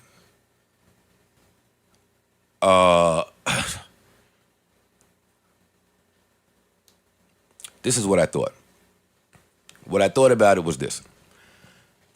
Oh, man, hip-hop, let me talk about the hip-hop I know anyway. Hip-hop has always been welcoming of all, which is why it's kind of beautiful that way. Like, yeah. We accept the killers, we accept the drug dealers, we accept the rapists, we accept all. Am I off here? That's what hip hop was founded on. Don't misconstrue what I'm saying because all is not okay. Right. All is not okay, but you'd be a fool to not think that hip hop does welcome all, right? So cool. Then you take this young man who did all of this fuck shit, but is trying to get it together and turn it around a little bit. I take offense to Peter Rosenberg. Let me tell you why I take offense to Peter Rosenberg. Because if you are in this culture and of the ilk of this culture, then to me, I'm only saying my opinion, then that's to be represented wherever you are. Like, you can't take hip-hop out of me. It don't matter what room I'm in, who I am face to face with, I'm hip hop. So for Peter Rosenberg to sit in this room of fucking conservative ass Michael K. and Don LaGreca, who have no idea who this kid is, and the first thing you say is, well, he was no angel. Peter Rosenberg, this ain't, are you in this culture or are you a guest? Because when you explaining some shit from the culture, I would think that it would be explained with some type of identification. Because newsflash, Peter Rosenberg, this culture was founded upon niggas identifying with niggas. With niggas understanding each other. So, are you of the culture or are you a guest, Peter Rosenberg? And what I mean by that is, if you are of the culture, then nigga, I expect you to fucking act like you from the culture no matter where you at. I don't give a fuck if you on ESPN, Disney, Airwaves, nigga. Don't interrupt the fucking broadcast. We here to hear sports. I'm in my car bawling in tears, and I gotta hear a nigga that call himself Culture say, oh, he's no angel. I don't. I just don't. I know that scary place we're living in when people just are without compassion. I've been asking people on the timeline. I'm seeing niggas. I've never seen this type of, oh, good. Right. Oh, he should be dead. Yes, kill him. Rapist, murder. That's like I'm asking people, hey, do you think all felons should die? Right. I mean, it's a question I want to know from niggas now. It's scary. The thing about that is, So let's get into, before it goes too far off to the left, let's get into Peter Rosenberg's response to that. I'm listening to talk radio. Let's get into his response to that. And then it's two Rosenberg. So I just want to give a special shout out to my old friend Joe Budden. Oh, wow. Congratulations. You played yourself. Joe Budden decided to go on his podcast and tell a story. To tell a story to his sad, emo friends. Wait, who are his sad emo friends? Well, Joe has a lot of listeners. He's very popular. So some of them are just normal hip-hop heads who love his podcast. But, he has his specific hardcore people, the ones who go chasing people on Twitter and Instagram. Those sad emo He's ones. got like a button hive or something? The button hive, yeah. Their emojis would be like a cigarette and Timberlands and a syringe. A syringe? Whoa. I don't know. They're just depressive. But anyways, Joe has a specific kind of crowd. And Joe decided to go tell a story.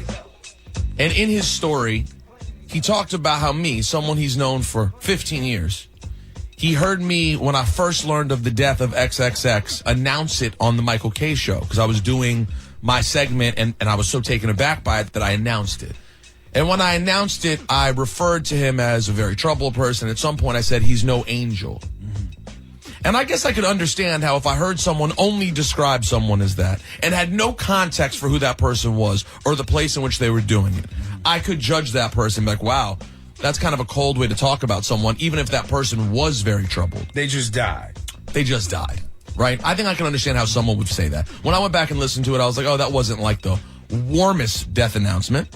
But as we all know, I've been very upfront for a very long time about my mixed feelings on X. That didn't change, sadly, when he passed away. So Joe told the story, though, as if I was someone he didn't know, as if I was a stranger, as if I was someone he couldn't have just texted and been like, hey, bro, you kind of said that kind of cold. Instead, he decided to use it as content on his podcast, as he does with everything, which is why his friends in the business drop like flies, because they don't like being fodder for your podcast and having your emo friends chase you down all over social media so they can say what you said about me, which is that I'm a culture vulture of some sort. How dare you? How dare you, sir? You don't contribute to hip hop. I know. You haven't made any contribution. Isn't it amazing that people who helped create Joe's podcast, which has done so well for him, and he never did anything to help them, yet he gets to call other people a culture vulture? It's amazing. Seems like the people who love the word culture vulture are people who have not paid people themselves. Something I've never done. But anyways, so he decided to try to paint a picture of me. Yeah, but it's easy because you're white. I get it. It's the plight of the white man. So, Joe, real quick, if you think because you tell one story about me to be cute with your little podcast fans that I'm going to back down or get scared because I'm getting L's and X's in my emojis, I meant what I said. It's a sad story. We said it eloquently. He could have watched our video that was 20 minutes long where we spoke in detail about it, but instead you tried to play me to your audience to get a little pop for your podcast. And in doing so, you ensured I will never F with you again, my G. Never. You are finished to me, bro. Because in a moment when people are actually upset about something and you decided to distort something I said, that's not something friends do. Yeah. You're finished, bro. Yeah. Finish. Yeah. Just like your career with one song 15 years ago. Just because I made it further in my hip-hop career than you did in yours doesn't mean you have to be tight, podcaster. Go get one check. Did you call him a podcaster? He's a pro podcaster, and guess what? I started your podcast. Yo, wait. Before you... Wait for it. Wow. And lastly, Congratulations, you played yourself. So all that big Willie talk, hop you playing yourself, yo, playing yourself, yo, playing yourself. So, this is irreparable damage. oh yeah, that's the line. I'm not saying I'm going to spend time wishing ill will on him, but I'm just done. Right, you feel like he crossed the line. Well, it's not even like he did one thing that was so particularly bad, but this is the third time that this happened in my life. Third time. If I've been nice to you repeatedly, even when you were already being a jerk, because we all know this isn't the first time he's been a jerk to me. True. If I've been nice to you many, many times while you're being a jerk, at a certain point, if you keep being nice, now you're just being a weak, vulnerable person. And you're setting yourself up. And then you got to just draw a line and go, all right, well, guess what? We're not friends. Let me go at it from another side. Since we all know Joe, and I spoke to Joe as recently like a week ago about what's going on with him and how things are happening for, his new ventures. And we talk dad talk, too. How's the baby? How's it working out? It's amazing. I was looking at pictures of his family yesterday, and Laura and I were sitting together being like, his baby's so cute. It's so great, blah, blah, blah. Yes. Hours before he trashed me. Right, but with the XXX story, right? Remember, Joe has had his public issues with drugs. Okay. That's been public, right? Yeah. Joe's also had, been jumped. Remember, didn't he get jumped step 2 by Wu-Tang? Wu-Tang before that happened. That was on YouTube. Mm-hmm. Look at each other break and down. then accusations of hitting women happened too. So maybe in XXX's story, he's sensitive to it because he also has had issues in the public before that he denies and that people fried him for. So maybe he's hypersensitive to it. And so hearing you say what you said, maybe he took it like that's how you feel about him too. Well, that would be interesting, though, and ironic, because the last time Joe had accusations, we handled it by saying, we're not so sure, let's wait and get all the facts. Other people went on their radio shows and completely fried him. He's best buds with those people. He treats me like human garbage. Well, I think that's a flaw possibly of his, that he treats people who take care of him and are nice to him like garbage. Like garbage. And he's done that repeatedly now, not just me, with other people, too. That might just be who he is as a person, though. But I'm 38. I'm done. No, I'm not saying you need to... It's funny to hear them say that part. Especially since the situation of Rory and Mal. Since Rory and Mal have departed from the podcast, who you saw in that same footage, which, like I said, that's why it's funny to see Ice. I didn't show too much of it, but if you notice, Ice was on the very right of Rory. Excuse me, to the left of Rory. And it was very eerie to see that. And then them making these same accusations, well, he treats people that's close to him kind of fucked up.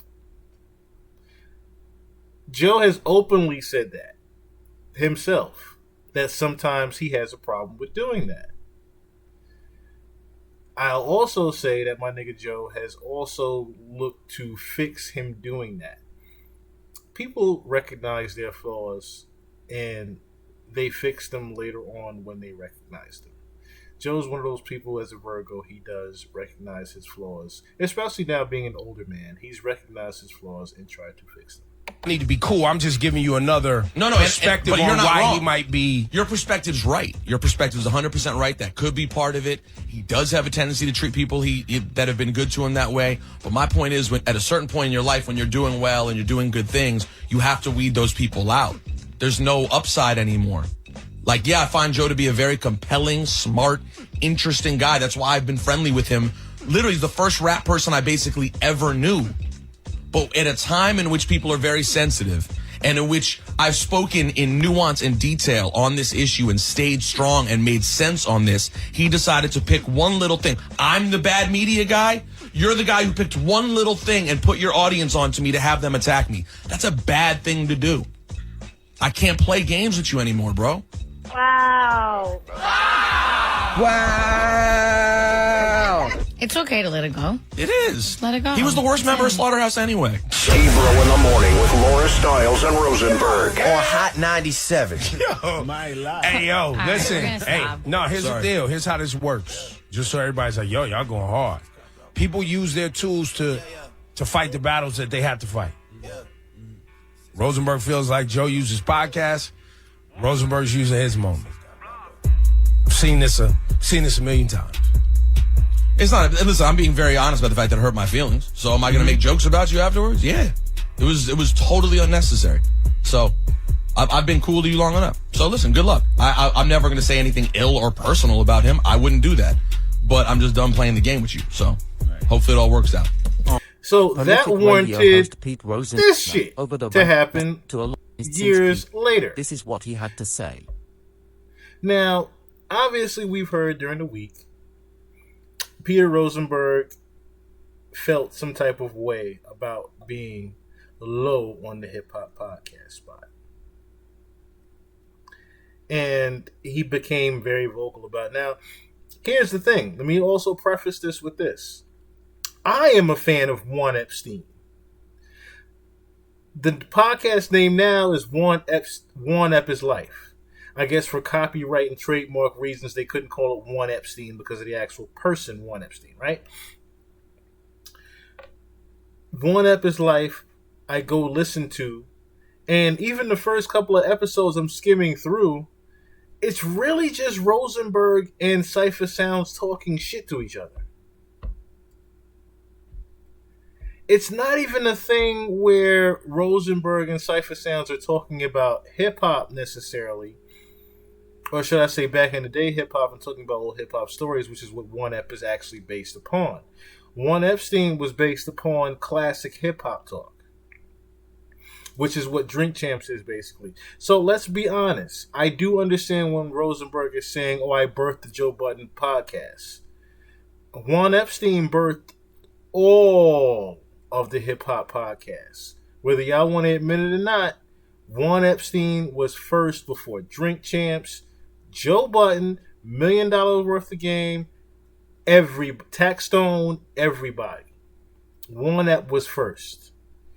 They were famous for their Little Kim interview, their Little C's, and Jadakiss interviews, amongst many other classic artists that have came on Juan Epstein and spoke. They were the first of the hip-hop pioneers of podcasting. So we do need to give Juan Ep their flowers, Peter Rosenberg and Cypher Sounds. We do need to give them their flowers as far as that goes. However, you cannot be salty. This is a very Marley Marl case of things that I'm feeling.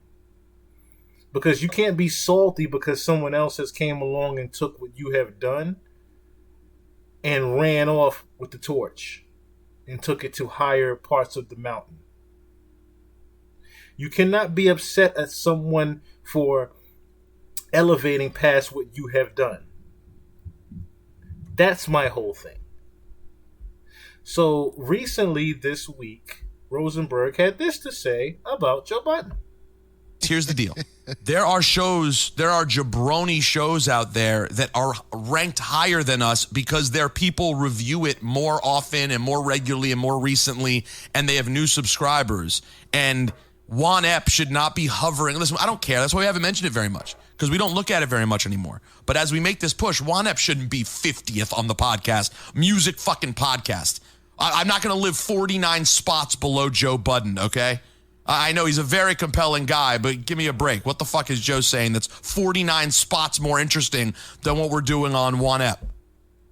Just because he's yelling louder? Yeah, he's a loud yeller. So hit us up, subscribe on YouTube, hit the notifications on YouTube, and then also we all know as they go to promote the podcast. Now, I'm sitting here saying to myself, okay, yeah, you're trying to promote Juan Ep. That's not the way to go about promoting Juan Ep.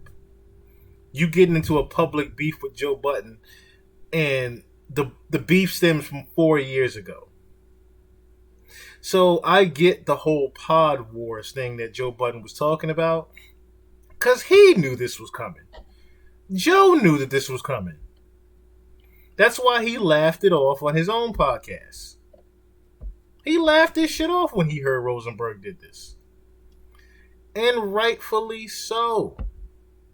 Hey, why would good I morning. care that Peter Rosenberg is mouthing off at me? Why would I give a fuck about that? If I'm Joe Budden, the #1 hip hop podcast in America, well, period,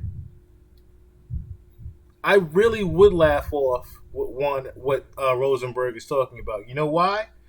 Because I got the $4 million deal and Juan Ep didn't. Let's be clear. Joe got a good $4 million this last time around. Possibly more. That's just a rumor that went around. And you can't even look that up necessarily, but through talks of certain people speaking about it publicly, Joe got a nice bag for this time around. He had a $2 million deal on the table before when he had Rory and Mal that he turned down. The deal doubled, and like I said, that $4 million could easily be a lot more. Thus why you see Joe Budden doing his podcast now in shade. You've never seen Joe wear shades before like that. Like he's Rick Ross or something. He's been wearing shades the past 5 to 10 podcasts. He's been wearing new designer shades just to say, hey, I'm up now. He knows he's the #1 podcast for hip hop. He knows it. And is flexing it. But then you have the pioneer of the podcasting saying, hey, I should not be top 50. I should not be 50 in the top 50. But this is Peter Rosenberg and Cypher Sounds reacting to what Joe said. So we're going to do a double entendre here. We're going to play Joe Budden's response to Rosenberg, as well as Rosenberg and Cypher Sound's reaction to that response. Parks, Ish, and Ice. Oh, it's Ish and Ice. Yeah, and Parks. None of this shit is towards and Parks, me. of course, yes. Yeah, none of this shit is towards me. It's all towards you. The only thing I got was like I jumped in with he is a yeller or whatever it is, which he is. Like you're yelling on this clip about him yelling. Yeah. So I'm fine with that. But his buddy was about to talk shit and he pressed pause. Oh, yeah, really? And then Okay. is there something about podcasters talking shit on their shows and then seeing them people in person and being cool with them? Let me see. And Joe was like, go ahead, just play it. Saying shout to them. Oh, y'all didn't say that. I fuck with them. Y'all didn't say that. I told you how I feel. I don't believe in that whole I'm playing cool with you even if we're not cool. Oh, see. I just don't. After that. I don't. What do you say? I'm saying shout to them because mine and Cypher's, mine and both of their relationships span, especially Cypher, over 20 years. So, yeah. There is no... Do they know that? Yeah. So therefore, shut your fucking mouth. Exactly. Act like oh, y'all gotta act stop. like y'all have to stop. Yeah, y'all have to this stop. is just podcast beef. Yeah, y'all have to stop. If we cool, y'all understand. I don't understand. I'm introducing a new segment this podcast called that shit. Monetize This Part. All you out there that take the clips, talk spicy, all you is playing the monetization game. I sit back chilling. And then it's 1 second I get mad and start throwing eggs out the window. These be like, oh shit, Joe going crazy. It's not Joe going crazy. I'm just that. That's Pause. it. Joe's Pause right there. Just real quick. I just want to pause 1 second. Okay. He sounds a little yelly right there. That's all I'm saying. Go ahead. Continue. not just loud. We know that.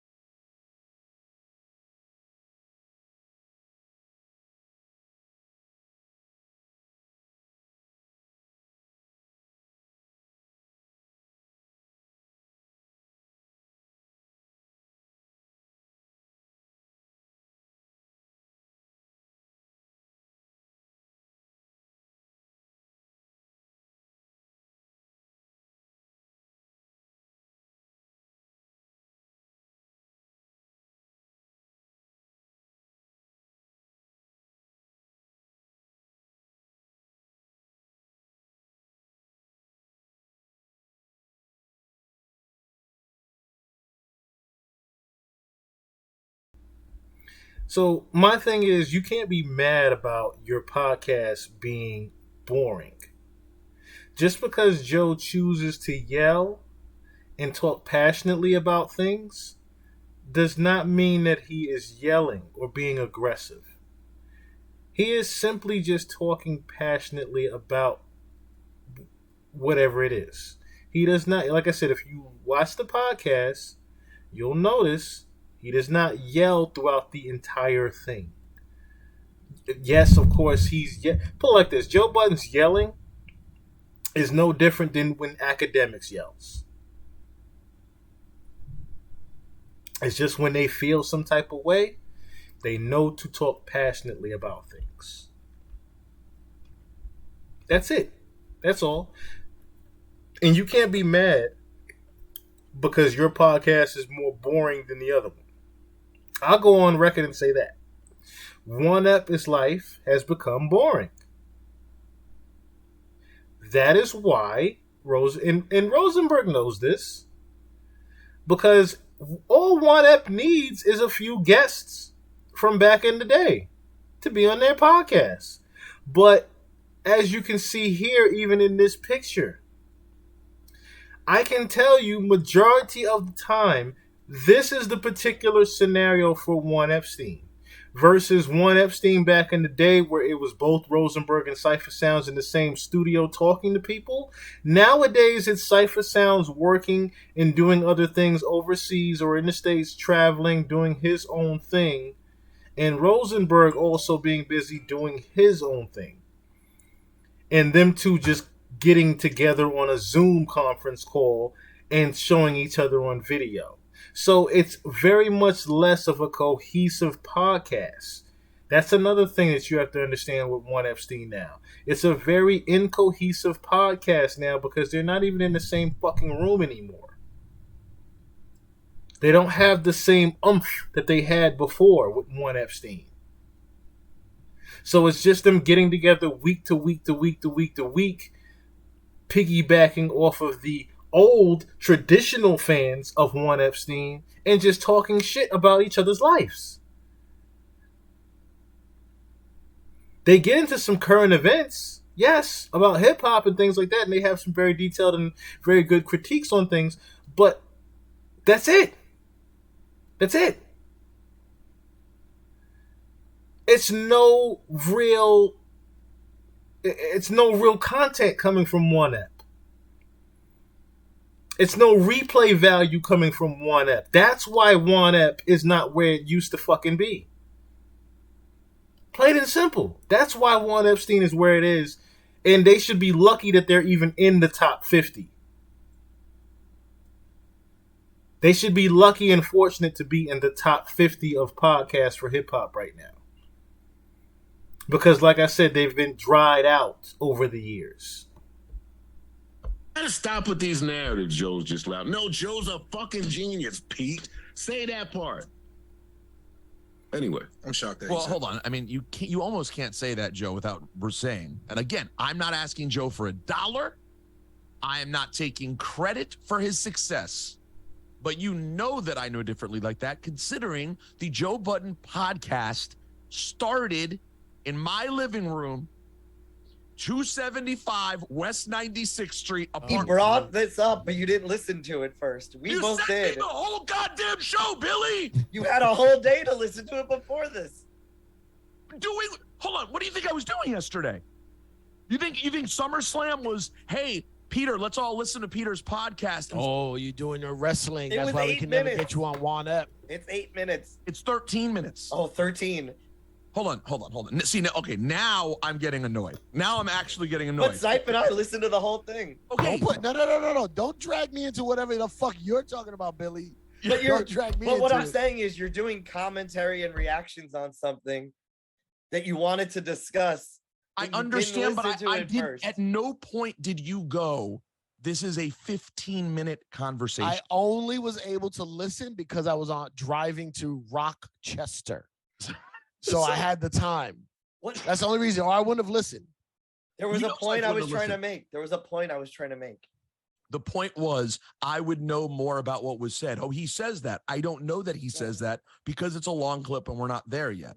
Okay, let me get to that part. But I'm just saying, next time, time code. Joe says blah, blah, blah. 2:31. Joe says Peter was around from the beginning of the podcast. I'm busy throwing shit on the floor in my room. I don't have time to do time, guys. Who's gonna throw this Chipotle bowl on? I'm saying, if they actually go back and listen to this, you know, Chipotle bowl. You know, Chipotle bowls are two parts. There's a foil part and a styro and a recycled paper part. And I have to put both of them on the floor. And then I have to have the little plastic thing that holds the guacamole. I have the lid with the little bit of guac on it. I have to it's on my I'm giving bed. you both the finger right now. It's on my bed. All right, here we go. I am too. I'm not. I think it's kind of funny. I think it's hilarious. I think it's pretty funny. It's funny. It's funny. It's funny. It's funny. It's funny, yo. To you. Y'all don't think Pod Wars is funny, huh? No. Y'all remind me of when Stack Bundles used to read the internet comments and want to go shoot the fans. Not the Like fans. that. Not the fans. Having the best podcast. Other I just realized yeah. Mike was kicked out. It ain't the fans. It's other that I'm supposed to be cool with. Yeah. That part. That's it. If we cool, act like we cool. Look, we just had this conversation. It depends. This is about something else. I don't think this part's about us. Yo, yeah, somebody else talk shit because I don't even know who those. I don't even know who those guys are. I don't. What they were actually referring to right there on that part, and we're gonna move on from here. What they were actually talking about with that particular part was that Ice and Ish got very offensive to Rosenberg's comments, which is understandable. They're Joe Budden's fans. I understand that. They're good friends with him. So they were basically taking up for Joe and saying, hey, fuck you, Rosenberg. Period. If it's up, it's up. It's going to stay up. That's basically how they were even going at this, right? So Ice and Ish, like I said, started to defend Joe Budden, but Joe Budden was very much saying, hey, this is just podcast wars. This is playful. This is not actual beef in the streets. If I see you, I'm gonna snuff you type shit. That's where Ice and Ish was taking it. That this is, if I see you in the street, it's up type shit. This ain't real actual beef. This is just bullshit podcast wars. It's playful shit. And I'm glad that it's at a playful place.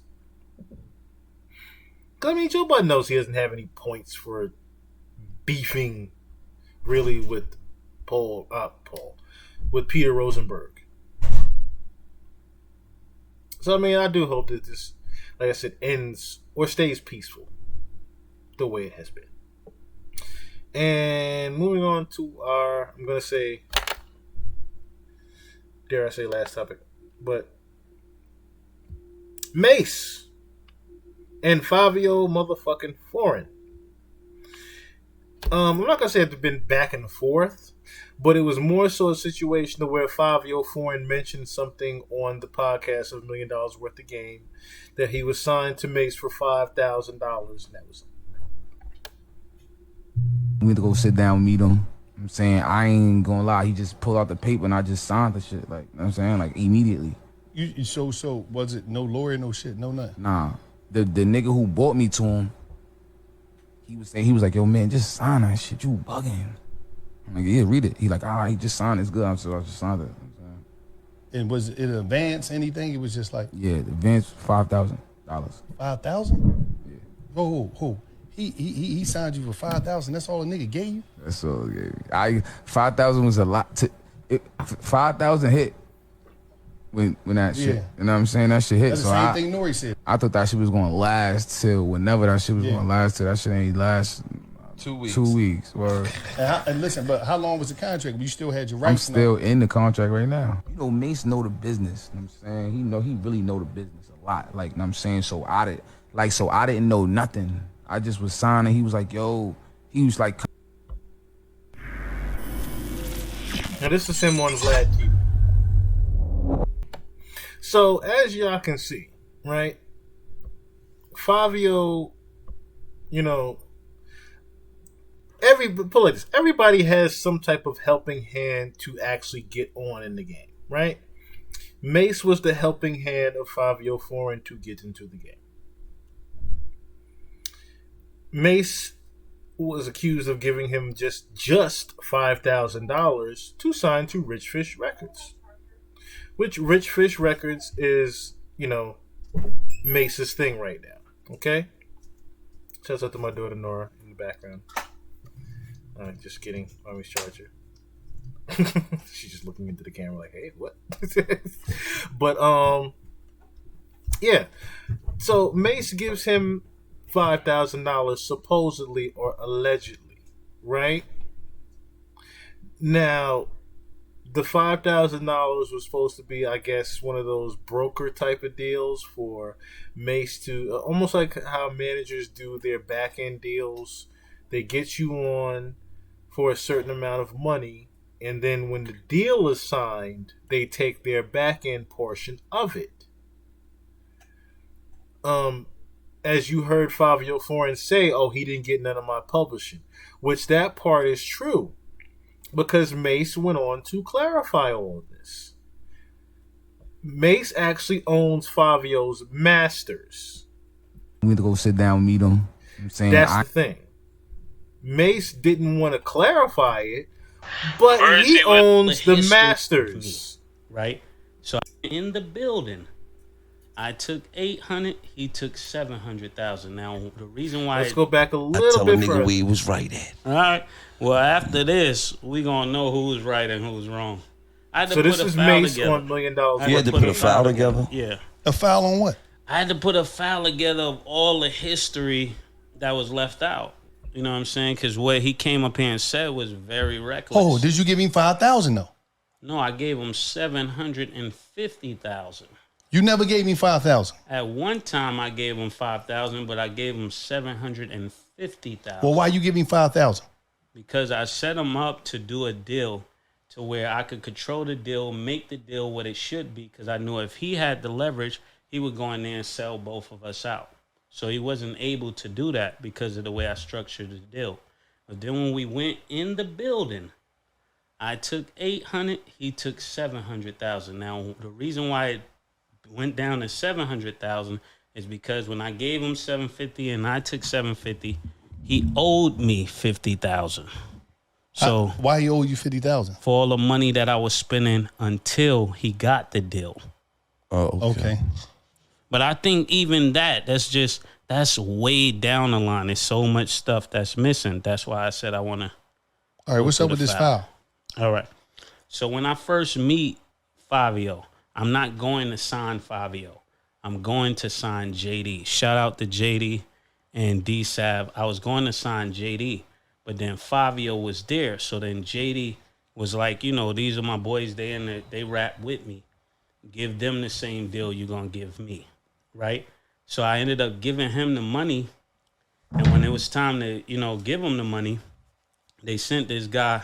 Do y'all really want me to go through this? Because it's going to be crazy. Go through it. Because I'm really not trying. That's why if you see me on camera, I look very uneasy because it's going to put a lot of people out there. But the way he put it out there, I got to answer it. Now, I gave 15,000 to a cop. It was a cop managing them that I didn't want to say this, but since he's talking, let's put it really out there. The cop took the money and never gave it to them. So technically, they were sitting there like, well, where's the money? So I fly them out to come to meet me. And what was that? In Atlanta. They recorded with me. They came back. They acting like everything is cool. And it's going to get real crazy if I answer this because it's a bunch of stuff that he left out that's it's super crazy. When they came to Atlantic City, it's Fabio, it's D-Sav, it's JD. And it's the manager, the guy who was a cop. When I'm leaving out to go back to the city, D-Sav says, yo, Mace, when we going to get that money? Or I think it was Favi said, when we going to get that money? I said, I gave him the money. When they looked out the door, the nigga was gone. He was gone. He was like a ghost? He left. He drove off. So then we had to figure out a way to get them back. So me in the other room, I'm thinking a nigga just finessed me out of the money. So that's why he said he didn't see me. If you go in a hotel and you give niggas $15,000 and then a nigga say, yo, Mace, where the money at? And then he says, man, it's gone. That's going to make it funny money. Right or wrong? Right. Yeah. So then at that point, I don't see him. Then we come down to Atlanta. The other kid gets locked up. So then it's like we weren't able to do anything because they kept running into these same walls. Then we get back together. I fly them back to Atlanta again. I take them shopping, give them clothes, you know, all that type of stuff. They come back, and when it's time to do the show, they don't show up. Now, this is the part I don't know if y'all Was want they getting me to- paid for the show? They will come into roll. What was that? What's the joint in Texas? South by Southwest. Was they getting paid? No, this not is at when this. they early in the game. This is when they first. Oh, so you was doing a promo, John, but was you getting paid? Because usually they do promo runs. No, and I people wasn't. get- I I'm wasn't just making getting sure, paid. Mace. I wasn't getting paid. Because sometimes, you know, they'll No, send you people had to call somebody to even get them on the show with other great artists. You know All right, what I'm cool. saying? I'm just making So- sure, but you know, a lot of artists that did promo runs. But they and get wasn't. paid. They wasn't. All right, He's cool. saying they wasn't nobody at knew that them. stage yet. All right, Nobody knew. Now him. I don't really want to go into this, but I mean we here, so let's address it. I booked the show for them to come out to Phoenix. Some kid named 22 G's and Coach the Ghost, I believe, was on the show. I didn't know who those guys were at the time. Today I know who they are. They just didn't show up at the show.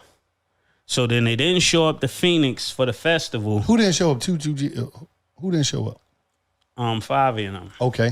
They didn't show up. Okay. So then they had another show the next day with the kid 22 G's. They didn't show up. I'm thinking I'm doing my job because I'm putting them on stuff with other drill artists. I'm not in that scene.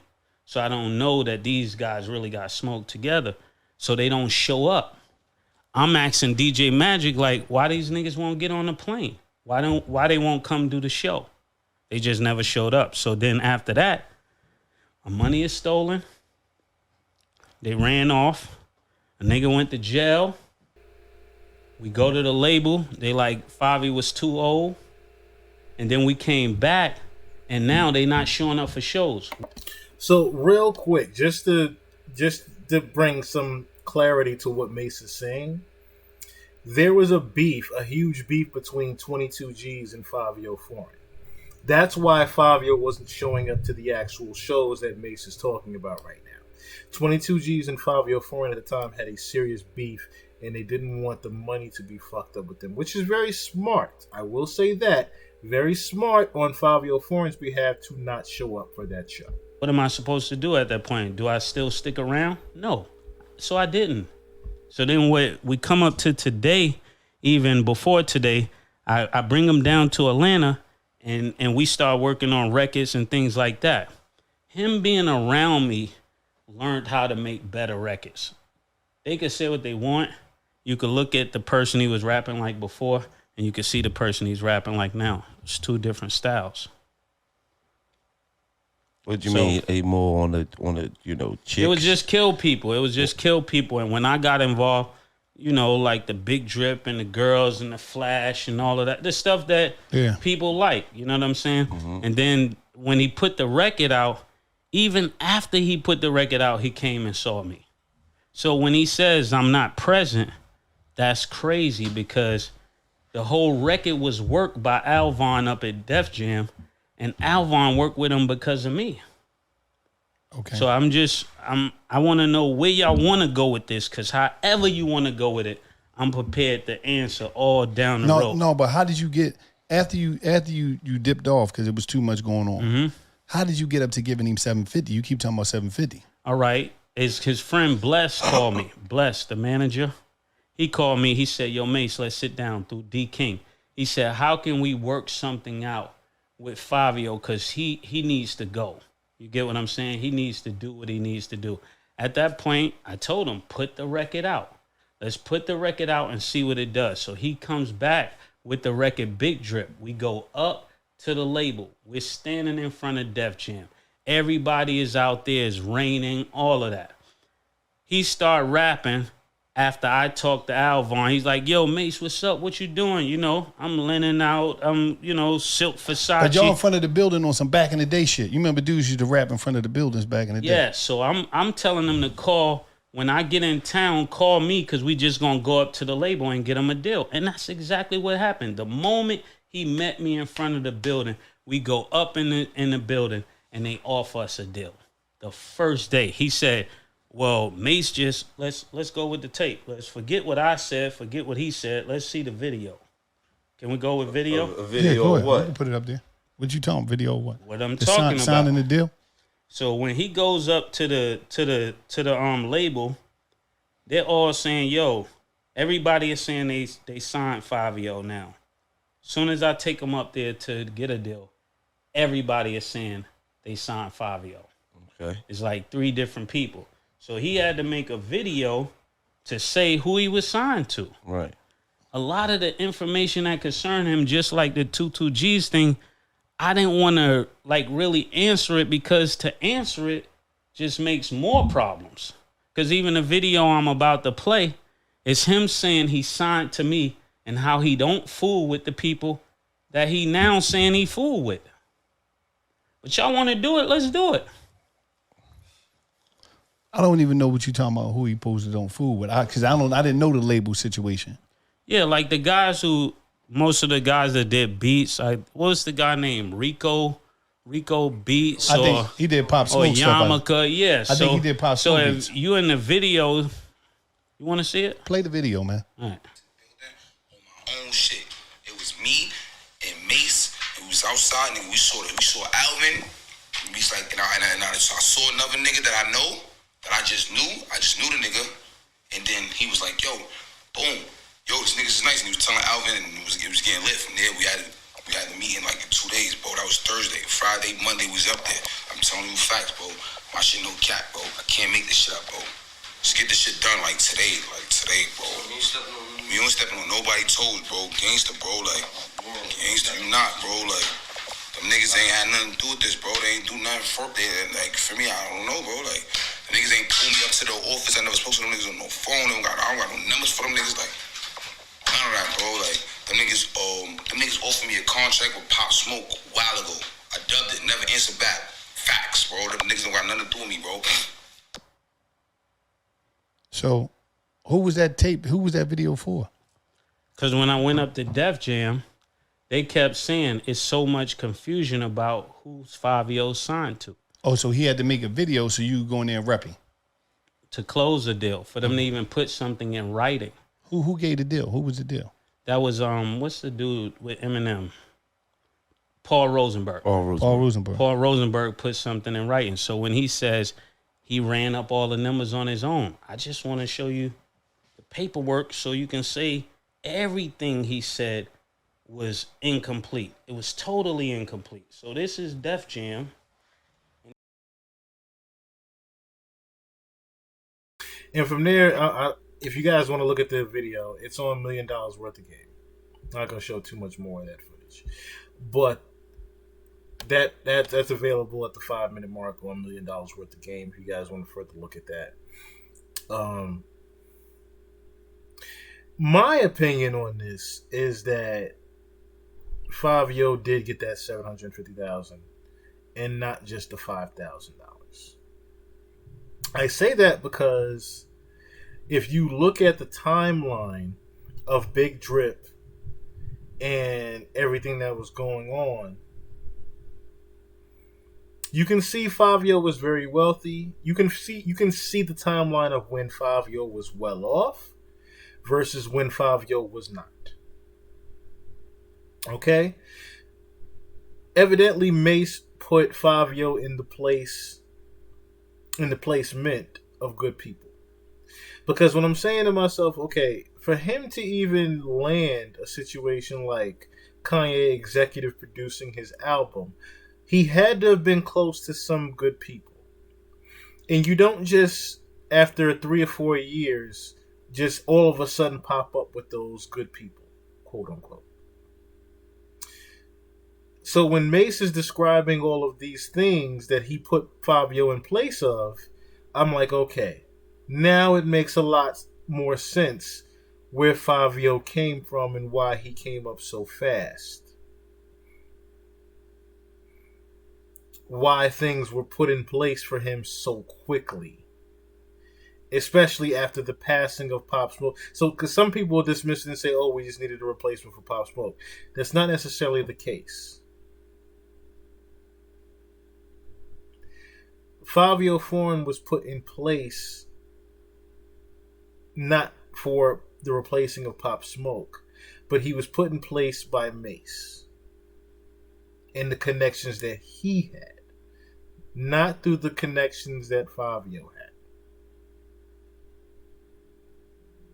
Now, that's not to discredit Fabio for saying that he hasn't worked hard for where he is, because he has. He has worked very hard to be where he is. However, you have to notice the smoke and mirrors that was put in place as well. And for him to have a deal of $750,000 to then going on, because that's the thing, everyone keeps thinking that Fabio Foreign did it independently. He did not. All this time, you have not heard of what label Fabio Foreign is on. The entire time he's been signed to Rich Fish, Mace's record label. The entire time. As well as he is signed to a major. I believe it's either Sony or Atlantic that Fabio is on. Let me just make sure of something real quick before we move ahead.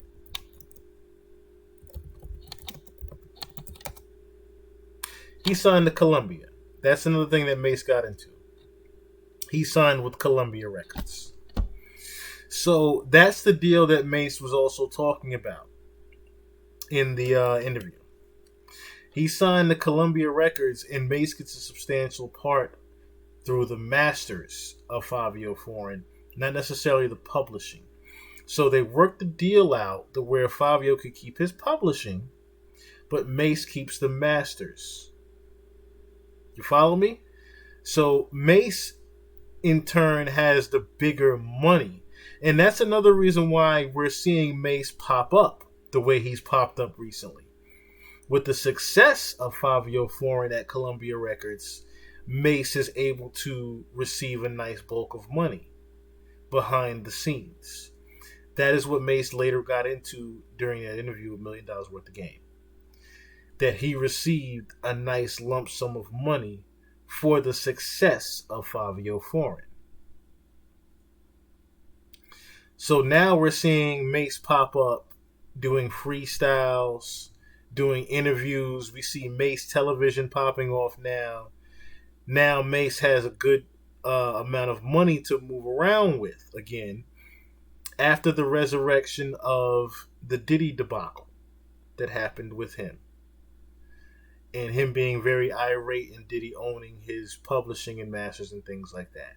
He was able to later on get some of his publishing back from Sony Music. Sony Music paid him a good lump sum of money recently also. And that is why we are seeing Mace pop up all over the fucking place all of a sudden.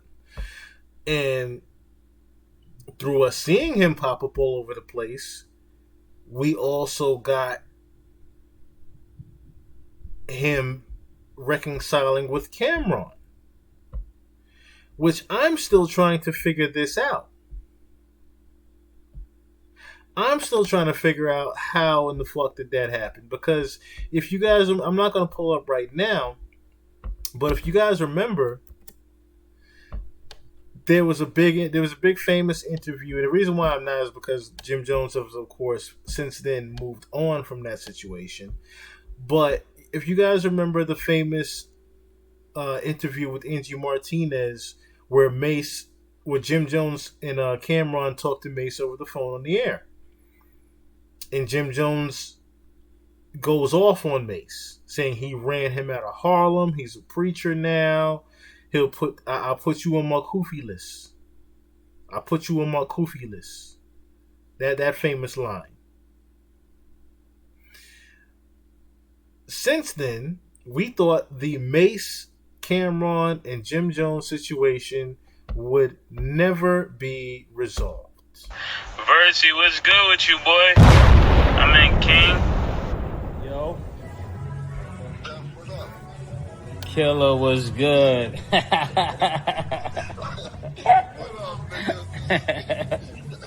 Where's Mr. Petty at these days?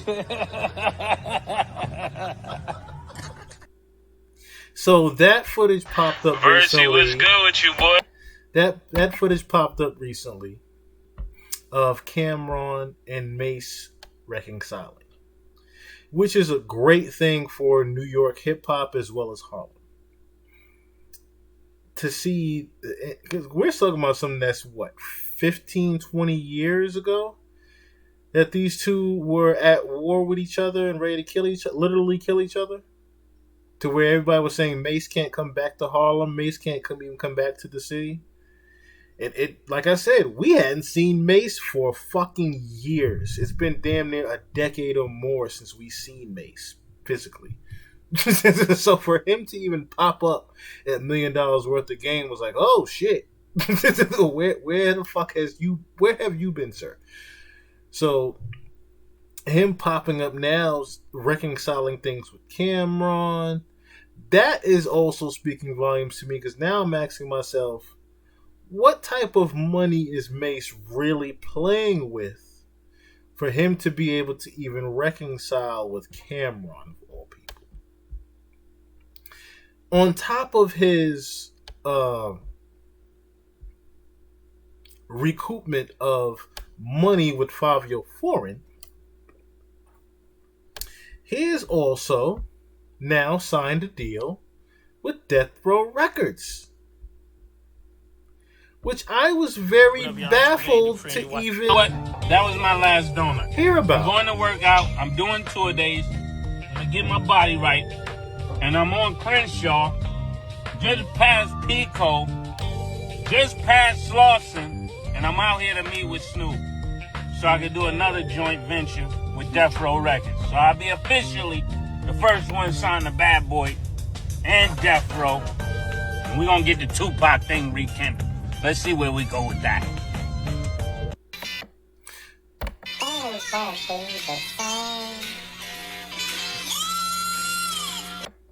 So it's kind of, and that's Snoop there, of course, waiting for Mace to arrive. But so it's kind of weird that, not even weird, it's kind of crazy that Mace has just popped up all over the place all of a sudden, and now he's signing with Snoop and Death Row. So that is what Snoop was talking about with the famous Drink Champs interview, I want to say maybe 2-3 months ago, where he spoke about there's going to be a Death Row Bad Boy collaboration. Mace, of course, is still signed to Bad Boy technically, on top of his Rich Fish record label that he has on the side. So that's what he means by the joint venture deal. He's going to have Rich Fish and Bad Boy as his, I guess he's contractually with Bad Boy still. So he's going to be the first artist off Bad Boy Records to be signing to Death Row Records. So that is the joint venture deal that Snoop was talking about on Drink Champs, that there's going to be a Bad Boy Death Row collaboration soon. How this is going to work, we will never know. We will later on see how this is going to happen. Because as you know, Diddy and Mace have not had talks recently. And if they have been behind the scenes and not publicly. Because Mace didn't sound as irate as he was in the past, say around the Double Up era, his second album. He didn't sound as irate with Diddy as he has in the past. So maybe they've had talks, him and Diddy, recently, that has enabled this Death Row Bad Boy thing to even happen. But it's just kind of cool to see one of my old favorite rappers popping up, Mace. My Uncle David, rest in peace to him, God bless, used to call him MC Mumbles. So he is the original mumble rapper, quote unquote. But it's fun to see Mace pop up now and doing different things. I'm mad that the microphone, I didn't realize that the USB was knocked out in the beginning, so I apologize for the low audio for the first part of the podcast. But apparently people could hear, because we had some viewers pop in the chat saying that they could hear, and shout out to them. Shout out to Doughboy805 once again. Do subscribe to his channel as well as mine. It's 6 o'clock now. I don't think that community stream is even happening anymore. I did try to look at his whisper that he sent me. I need to figure out how to work this thing with the whispers and the links people sent to me. But we gonna get the fuck up out of here. It's been real. It's your boy My Chill type Harry. of women like to cuddle, but don't Live sleep from on the the money. My type of women like to talk, but don't talk to no dummy. A good play, peace and pay, that's a damn good day. This is a Good pretty damn play, good show. I peace hope and that pay, was- that's a that damn went good down. day. A type of dudes Till don't be next calling, motherfucking trying time. to blow up a phone. A type of dudes getting money, but don't leave her alone. She just need food, peace and pay, that's a damn good day. She just need food, peace and pay, that's a damn good day. Don't be mad at it, that's just what I prefer. Don't be mad at it, that's just what I prefer. Don't be mad at it, that's just what we prefer. Don't be mad at it, that's just what we prefer. I need a woman that can cook and clean. She need a good man that fucking mean. I kick it paying all bills, yeah, I foot the fee. Yeah, I know she bad and bougie, but she good to me. We talking king shit, I love to show her royalty. I need a queen, quick to always show her loyalty. And when even a nigga off, she be on with me. She DEF the fuck boy, she supported G. That's how it always be. Yeah, it's a baddie, it's a baddie. Make it clap, patty cake with that fatty. Yeah, she love it, making money. Keep it coming, hate but complaining, haters do nothing. My type of women like to cuddle, but don't sleep on the money. My type of women like to talk, but don't talk to no dummy. A good play, peace and pay, that's a damn good day. A good play, peace and pay, that's a damn good day. A type of dudes don't be calling, trying to blow up a phone. A type of dudes getting money, but don't leave her alone. She just need food, peace and pay, that's a damn good day. She just need food, peace and pay, that's a damn good day. She said, don't be mad at it, that's just what I prefer. Don't be mad at it, that's just what I prefer. Don't be mad at it, that's just what we prefer. Don't be mad at it, that's just what we prefer. Don't be mad at it, that's just what I prefer. Don't be mad at it, that's just what I prefer. Don't be mad at it, that's just what we prefer. Don't be mad at it, that's just what we prefer.